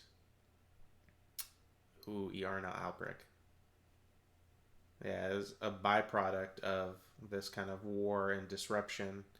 But Drow society does eventually become better after Lolth is gone, right? Like the war is for better or worse. Ultimately, it's for better because it eventually means that Drow society grows to be more peaceful. And so while on the surface, Nesnar is a very like evil character because he does ruthless things to get the results that he wants, ultimately the reason why he's trying to get the MacGuffin is he's trying to make sure that that the deity that ruled over his people and made his home a hell doesn't come back.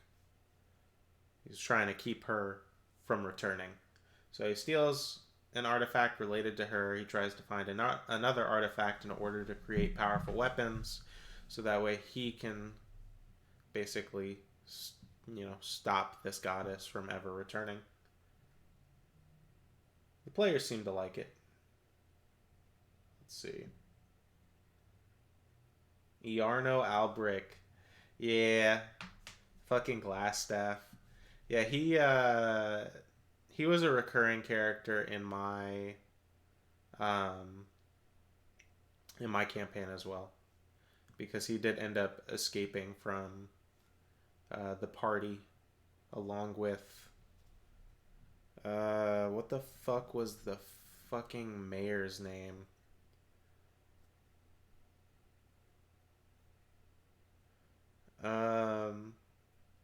Can't remember, but there was the mayor of the town was in on it. Yeah, Harbin Webster. Yes, Harbin Webster. There we go. Long may she reign. So I ran a puzzle dungeon a while back, and I wouldn't mind sharing it. Yeah, I mean, if you want to, if you can either share it here, or if you want to share it in the Discord as well, it's totally up to you. Whatever you feel comfortable sharing. But yeah, Harbin Webster and Iarno Albrecht escaped, and there's actually a really great interaction. One of the best things about DMing is when you see like the lights come on for the players, both in the story, but like when they just really get into character, man. Like I had this rogue who, frankly speaking, she really didn't like. I don't want to be mean. She didn't play very well though. Like she really just didn't. Um, she just didn't. I don't know. She wasn't a great fit for the group overall, but there was one in particular session that the lights just all turned on for her, and she did this like detective, like she went off on her own and did this detective shit where she ended up finding Harbin and Iarno, and she basically ran their shit. She busted in there and started fucking them up, and oh my god, it was like I even told her like At one point, she was basically the DM because everything she said was not only smart and in character, but her roles were insane. They were out of this world. And so she's just pulling all of this shit off. And it's not like she's asking for anything ludicrous. But I don't know. It was a really cool session. I'm not sure what I'm not supposed to say, but I won't say it. Okay, put it on the Discord. Cool. Thank you. Appreciate it. But yeah, in general, like if you guys have like larger form content that you want to share, or maybe something that doesn't fit the theme, or you know, like whatever you guys want to share, even if I'm just offline, that's what the Discord is for. I try to be pretty responsive in the Discord. Obviously, just like the Twitch stream, it's new, so it's not, you know, it's a new thing. We have people joining every day, which is cool.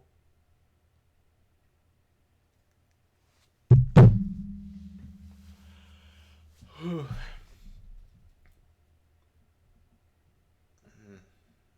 yeah, that is what the Discord is for.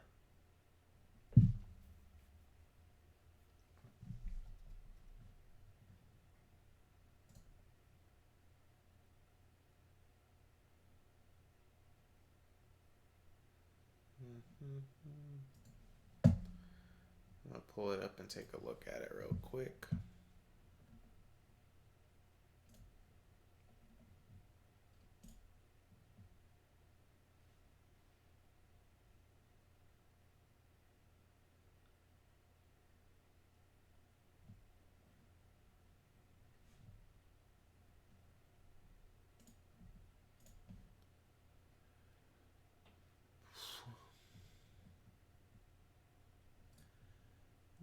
Damn.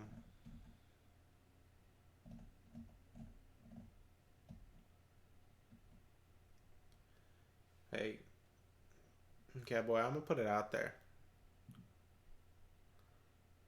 Your shit is much more organized than mine. At least from like a type out standpoint. Like this looks clean.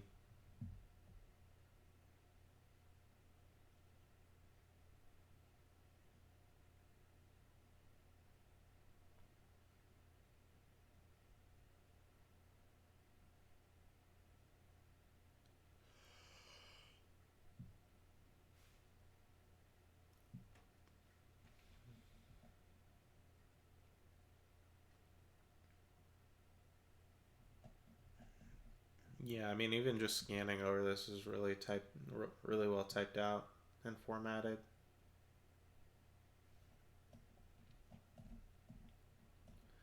Yeah, that's my goal with this next campaign because I love I love pen and paper, but this can be a little like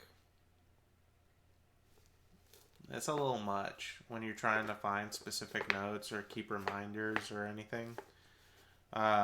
It's great for jotting down notes in the moment, but what I'm gonna have to do is I'm gonna have to put it into OneNote or put everything into Word docs or figure out what online utility I want to use where I can just print everything out.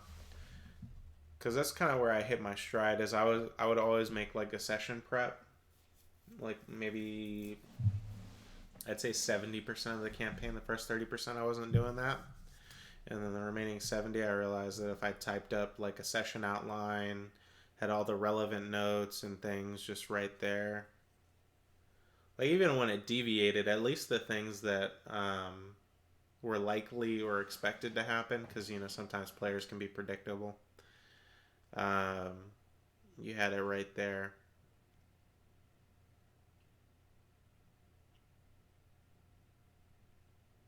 That's cool though. I really like this. I'm gonna read through this. Let's see.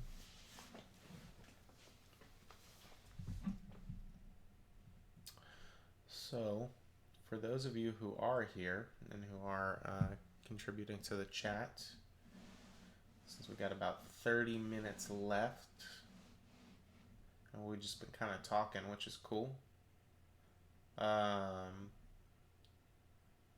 So, what are some of your?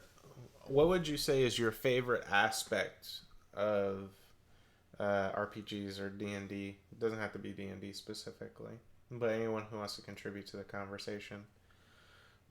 Because, like, obviously you have exploration, combat, and role playing are usually like what most people refer to as like the big three, and everything else kind of falls within those three major buckets. But like, what makes it the most interesting or impactful to you guys? Like, what's most important to you about the game? What can you, or even on the opposite end, what's the least important? What can you live without and still enjoy the game? Angry Meatball says, I have almost nothing typed up. My flat will flood and I will lose everything. Oh shit. Yeah, this is probably your sign. If you want, I don't know if you're in the Discord, Angry Meatball. The panel is on the page if you want to join. But Catboy posted this doc and it's nice. It makes me feel like I need to get my shit together, honestly. So maybe this is your sign.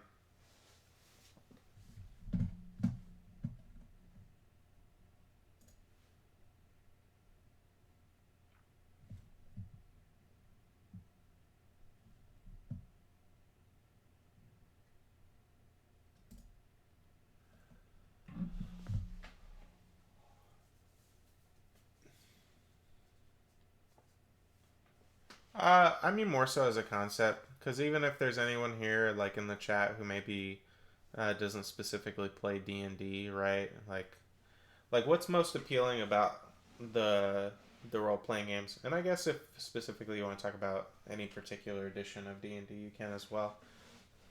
Because I only have exposure to the one game, so I guess in fairness, it could be different when you transition to Pathfinder or older editions of D&D or any other role-playing game. There might be mechanics or things that make something more compelling.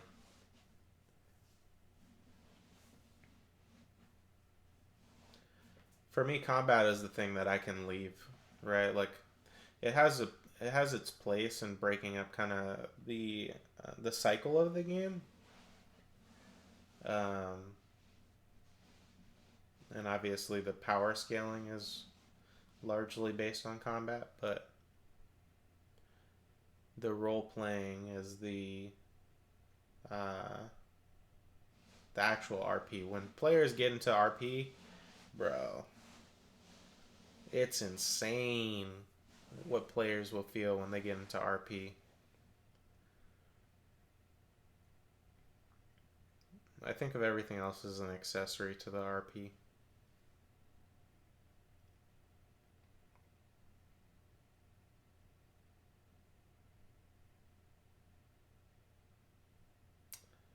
No, I mean, you're not wrong, right? Like obviously the power creep and power scaling and everything's about fighting and killing monsters, but I don't mean I could leave it as in I would specifically get rid of it or I don't find it enjoyable. But I wouldn't give up role playing before combat. Or like I think the combat is ultimately in service to the role playing because, there's a big difference in how some DMs describe killing a monster, and that makes a big impact on how the game is played and enjoyed as well. I know I've definitely been guilty of under describing things, um, or not role playing even the monsters in effective ways, right? Like using their actual tactics or habits or doing things that would make sense of those monsters within combat. So I just think combat is like a smaller. Um, I think it's an aspect that's in service of another aspect, if that makes any sense.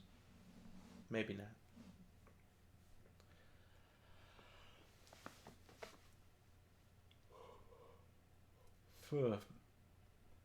My goal ultimately as a DM is to make the players feel something, tug at their heartstrings, make them curious, make them angry, sad, happy, whatever it is.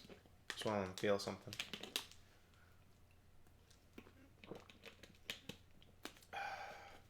Because, man, when you make a player's jaw drop at the table,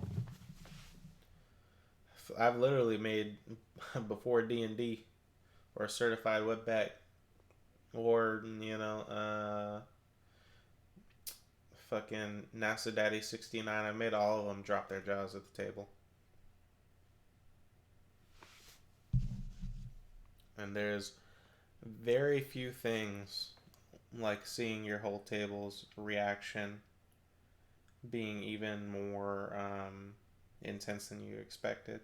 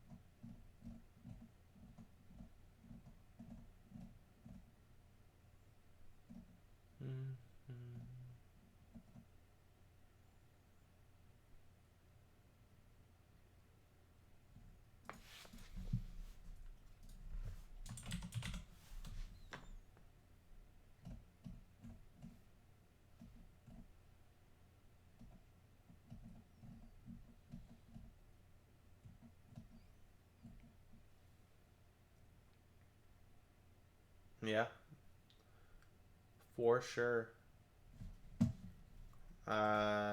Angry Meatball says that he's definitely had sessions that are all RP and no combat. I've definitely had that too, you know. And combat should really just be there to kind of break up the monotony of like generic roleplay. Um, it yeah, it's finding that balance is sometimes tough because sometimes you find yourself in situations where there should be significantly more combat, and then eventually the players will get tired of that too. So striking that perfect balance is really tricky sometimes. And you said I enjoy setting a scene and being a number of people, but for me the game exists as an excuse to explore the world. So exploration is the big one for you. That's fair. That's fair. Nah, for me it's the opposite. The story is an excuse to explore the characters, or rather, the world is an excuse to explore the characters. Because character choice and why people do things and motivations, you know, like I trust me, I love world building and I love what's the word I'm looking for? I love underlying mechanics. Like when you read a book, like a good fantasy book, what makes some fantasy books stand apart is they'll introduce something into the story that you as the reader don't quite understand, and maybe the character's viewpoint doesn't understand it either, like the protagonist. But as you continue reading, whether it's further into the book or future novels, the curtain kind of gradually gets peeled back as you're seeing more of the world and get better understanding of how these things work.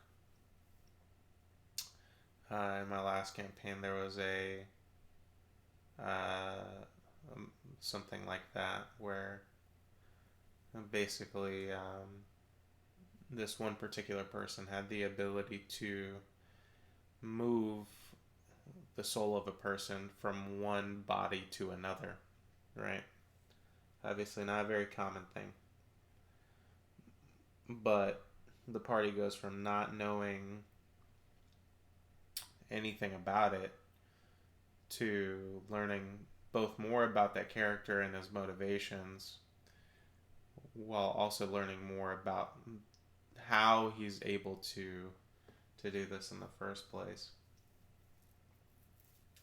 And while they're doing that, it's gradual as they're exploring the world and learning more about the world and understanding it on a larger scope. But all of that world building helps tell not even that one character's individual stories, but a lot of different character stories that are connected to that mechanic. Because one of the party members is actually someone who was affected by, I called it a soul transplant. She's someone that's been moved from her original elven body into the body of a warforged. So, obviously, figuring out how she was made into a warforged is very important to her. Damn, I got a lot of D&D stories.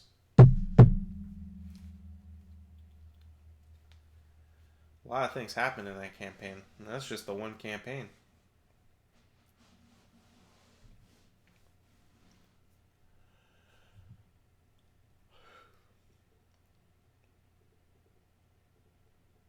It's quite an adjustment to make there. What, going from an elf to a warforged? Yeah, it's quite a change. It was quite a change for sure. Yeah. Uh, Towards the end of the story, she did end up successfully making her way back to her body, which was really it was it was a good character story in general because she was like this younger, kind of naive forest dwelling elf.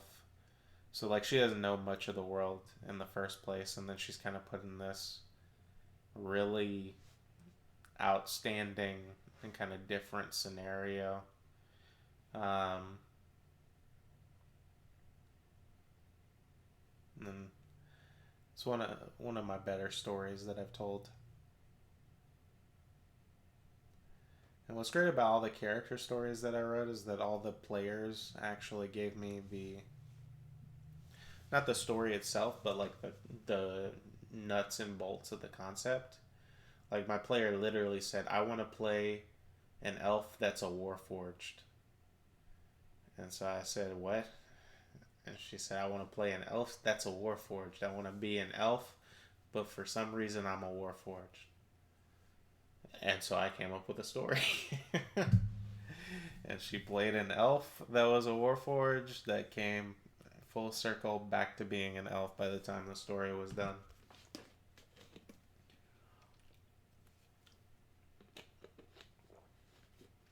But yeah, it was definitely an adjustment because she would definitely like, especially in the beginning as she was getting used to her new form, like just address herself as being an elf, and people would look at her like she's fucking stupid, um, because she's clearly a robot. But it happens. Sometimes you're an elf, and then sometimes you're not.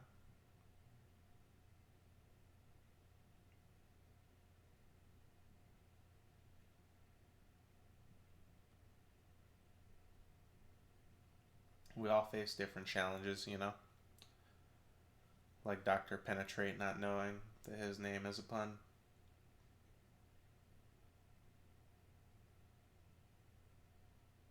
Hmm.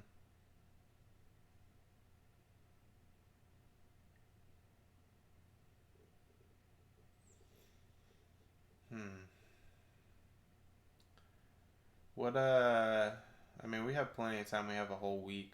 But what should we do next week for anyone that's still here, anyone that's made it this far? We did characters this Saturday. What should we deep dive onto next Saturday? I think that's the best part of the character.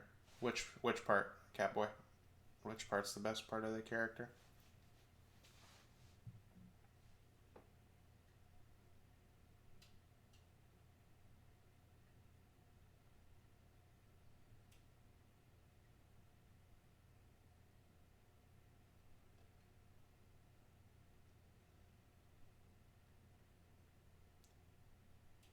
Oh, yeah. Yeah, I mean that's what makes it that's what makes it work. That's what makes it good because if he knew, he would just change it, right? Like he can't be a serious doctor and then have a pun for a name and know that his name's a pun and understand why it's a pun. So it makes it so perfect. Uh, Either one, Angry Meatball, whatever you're thinking. Because ultimately, if it doesn't make sense to do on Saturday, then it can go in the topic list for either Monday or Wednesday. But yeah, like I'm thinking like an umbrella idea, like characters or towns or shops or like whatever we want to deep dive into. Say deep dive, but it's just more of like a deeper dive than just throwing out names. Getting a little unique with it.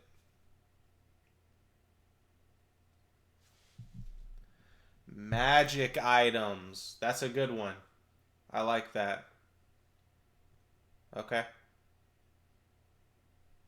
Yeah, that's fair. We were even talking about some magic items in in the Wednesday stream. I like that. Let me put that on the calendar right now so I do not forget. Um,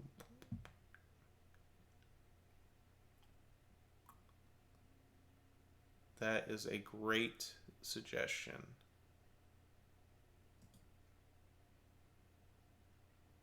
Now I just need to find where my calendar is.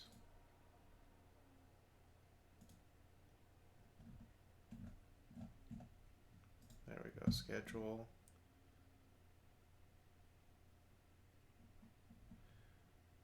Okay.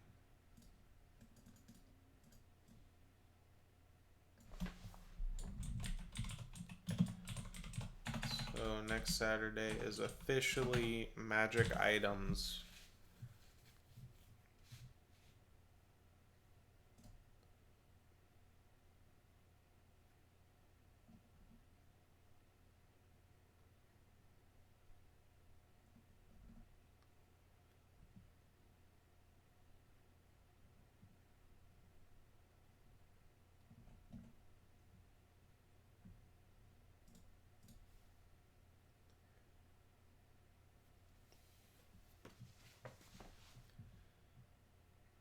Towns and cities. Okay. Yeah, I mean, feel free to share them now if you want, Catboy. I mean, we still have a little bit of time. Otherwise, we can go through them on Monday if you want, because I do need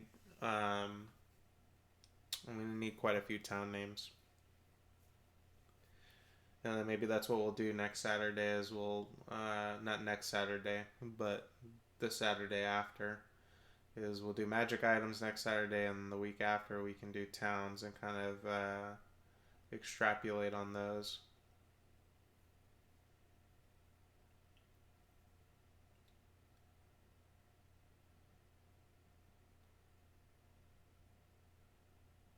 Yeah, because we got about 15 minutes left. So to that point, if you guys are still here, we got about 15 minutes left in the stream. So thanks for sticking through this long. If you've somehow just joined, you've kind of showed up towards the closing portion of the stream, which is totally fine too. Um, we are currently we're just chilling right now, to be honest. Not a whole lot going on at this point. Kind of winding down, getting ready for the end of the night. But uh, in general, this channel is all about campaign prep for Dungeons and Dragons and other similar role playing games. So if you are here and you are not already following the channel, what are you doing? Go ahead and click that follow button. Especially because the next follow, I can't believe we knocked 800 HP off the boss bar and all we need is one follow or a $1 donation, and someone will be the new stream boss for Monday's stream. So, I mean, because I doubt that we knock down another 1,000 in the next 15 minutes. Um, so yeah, if anyone wants to be the stream boss for Monday's stream, by all means. But in general, obviously, following is going to let you know when I go live next. I will be streaming going forward every Monday, Wednesday, and Saturday night, starting at 8 p.m. Central Time, and should ideally run until midnight Central Time. That's going to be the plan going forward.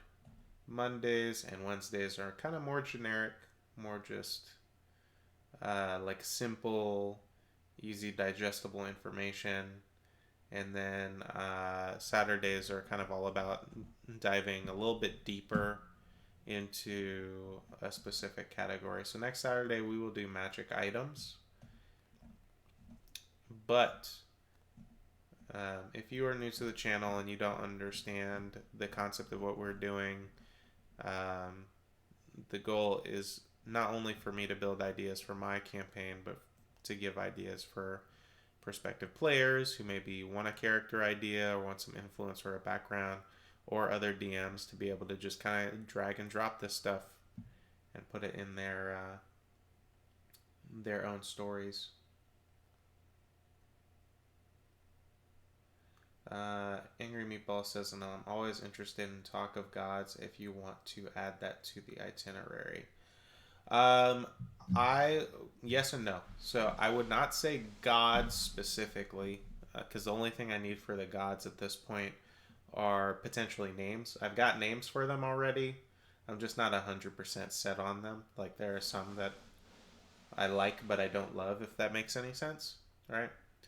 But the gods themselves are already fully worked out, and it's also something I don't want to reveal too much about on stream, because I know my players watch the stream, so it's kind of like the tricky balance that I gotta find. But I do need to work on, like, obviously there's a lot of gap between a human and a god in D&D, so I do need to work on like patron level entities, right? If that makes any sense. So not quite a god, but definitely up there. Like, for example, when we were talking about this fey creature that could have affected Francesca, right? I could, in theory, go and find a fey creature off of the D&D wiki that probably would fit the scenario that I'm going for. But I'd rather make my own. You know, why am I making my own world if I'm going to use all the stuff that D&D already provides? Like, obviously, some of it's necessary to make it fit within the mechanics of the world, but I would rather, like, come up with those creatures. So, maybe that's what we'll do in a few weeks. And obviously, if it seems like you guys prefer the deep dives more than the generic stuff, maybe I'll do 2 deep dives and then 1 generic thing. We'll see after next week what the consensus looks like, because this is all a learning process, you know. Obviously, I'm excited to be at 20 followers in a week. That's kind of crazy. But hopefully we can keep on growing and getting more input and start building this world out together. But this has been very enjoyable, doing 3 streams and just kind of getting used to the workflow and the process of doing this. It has been a very good time. So if you've been in the stream for all 3 days, like Angry Meatball, or all of 3 minutes, I appreciate you stopping by.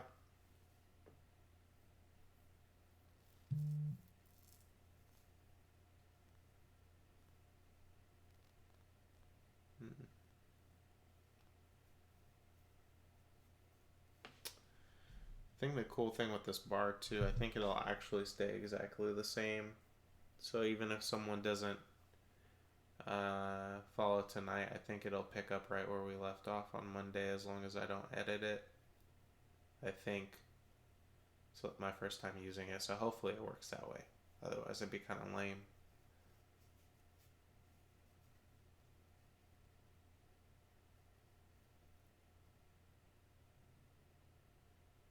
Oh, I guess since we are winding down, I should mention one more time that if you missed any of the episode and you'd like to watch it, the VODs will be available on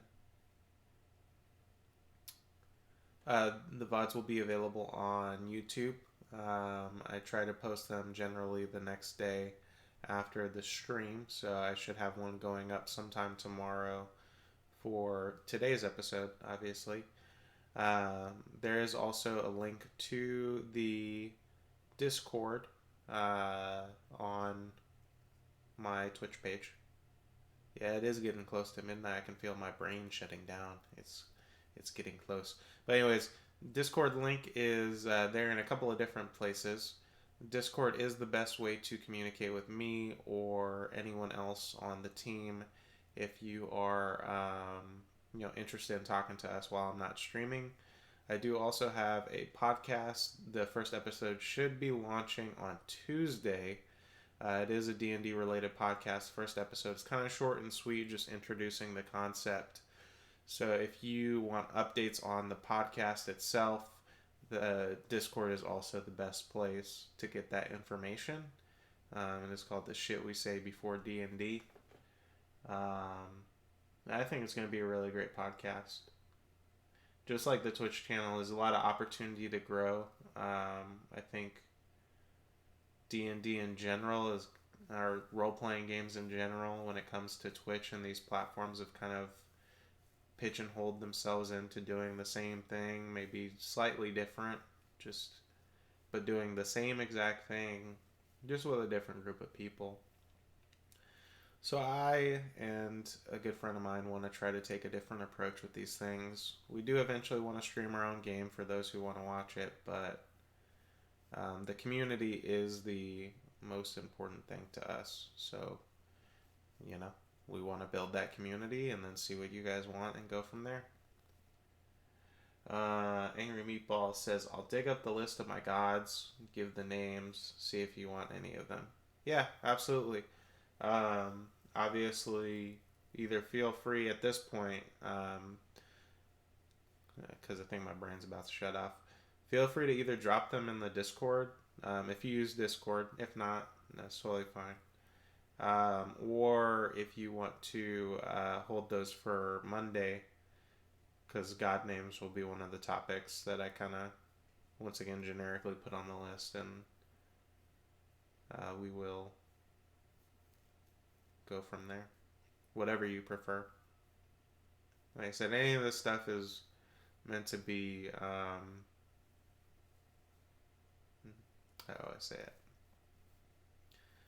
Anything you guys do helps, right? Whether it's just talking to me or sitting in here not talking or leaving a follow or joining the Discord or watching the YouTube video, it all adds up. Especially because some of these requirements are so strange, are so particular. Like YouTube requires you have 4,000 watch hours to become a partner, I think is what they call it. That's crazy. 4,000 hours. I know my videos are long, but I don't expect you guys to go and watch the whole thing. Just watch the parts you enjoy. And my stream is a little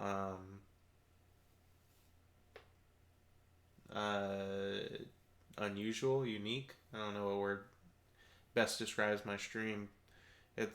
I guess unique because there just aren't a lot of people doing what I'm doing. According to Angry Meatball, he only knows one other guy who does it like this. So it's kind of hard to think of what I would clip. Like Twitch lets you clip out highlights. I don't know what I would highlight. because it's really just me talking to you guys and taking notes. So it's gonna be a learning process,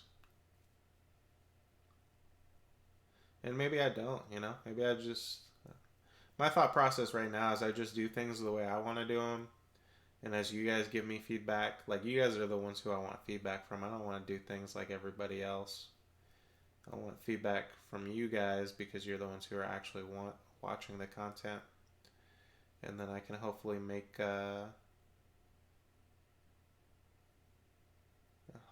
it better. Mendari, 10-1 my time. Cool. And she's doing the same concept though. Uh, 10 a.m. to 1 p.m. Okay, that is different. So is she doing is it D&D related, or is it just general world building, or maybe I'll check her out on Sunday through Wednesday is pretty wide. Yeah, it's 5e content. Let me look her up real quick.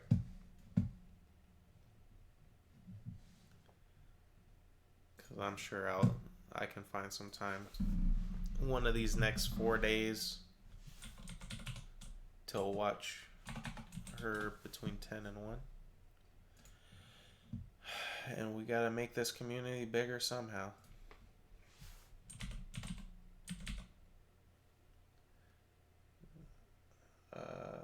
Dari.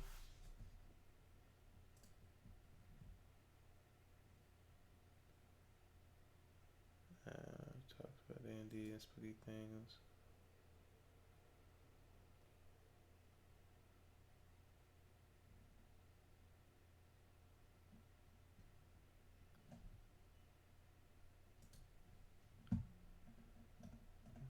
Go ahead and give her a follow so I'll know when she gets online.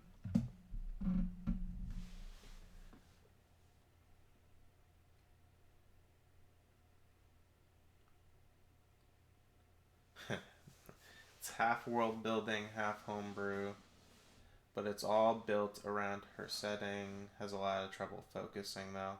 I bet. I mean, she has a lot of followers, so if she's getting consistent, I don't know what her viewership's like, but if her viewership is like on a particular stream is very interactive and she's interactive back, I could see it being kind of hard to handle. That's why I was talking about you guys moderating. I mean, obviously I don't know. Yeah, 70 to 100 people. That's gonna be difficult. That's one of the things. I mean, I'll obviously cross that bridge if I get there, but that's one of the things that I would need to sort out between both a moderator standpoint and then kind of like focusing the content. Because right now it's easy, like when it's at max 13 people in the chat, it's very. Hey, Wandiki says win. I appreciate that. But it's very easy to manage when it's not 70 to 100 people. So, but yeah, I appreciate that one, Diki. Got to keep that positive mentality. I don't know, 70 to 100 is a lot though. Like people talking at the same time.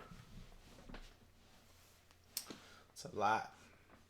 And she's got like 5,500 people following her. So, but I think that is time. Yeah, it is that time. So, chat, I am going to call it a night. I will be back live Monday, 8 p.m. Central Time. If for some reason you're here and you still haven't already, please go ahead and give me a follow so you can get that notification once I go live. And I will see you guys soon. Thanks for tuning in. Bye.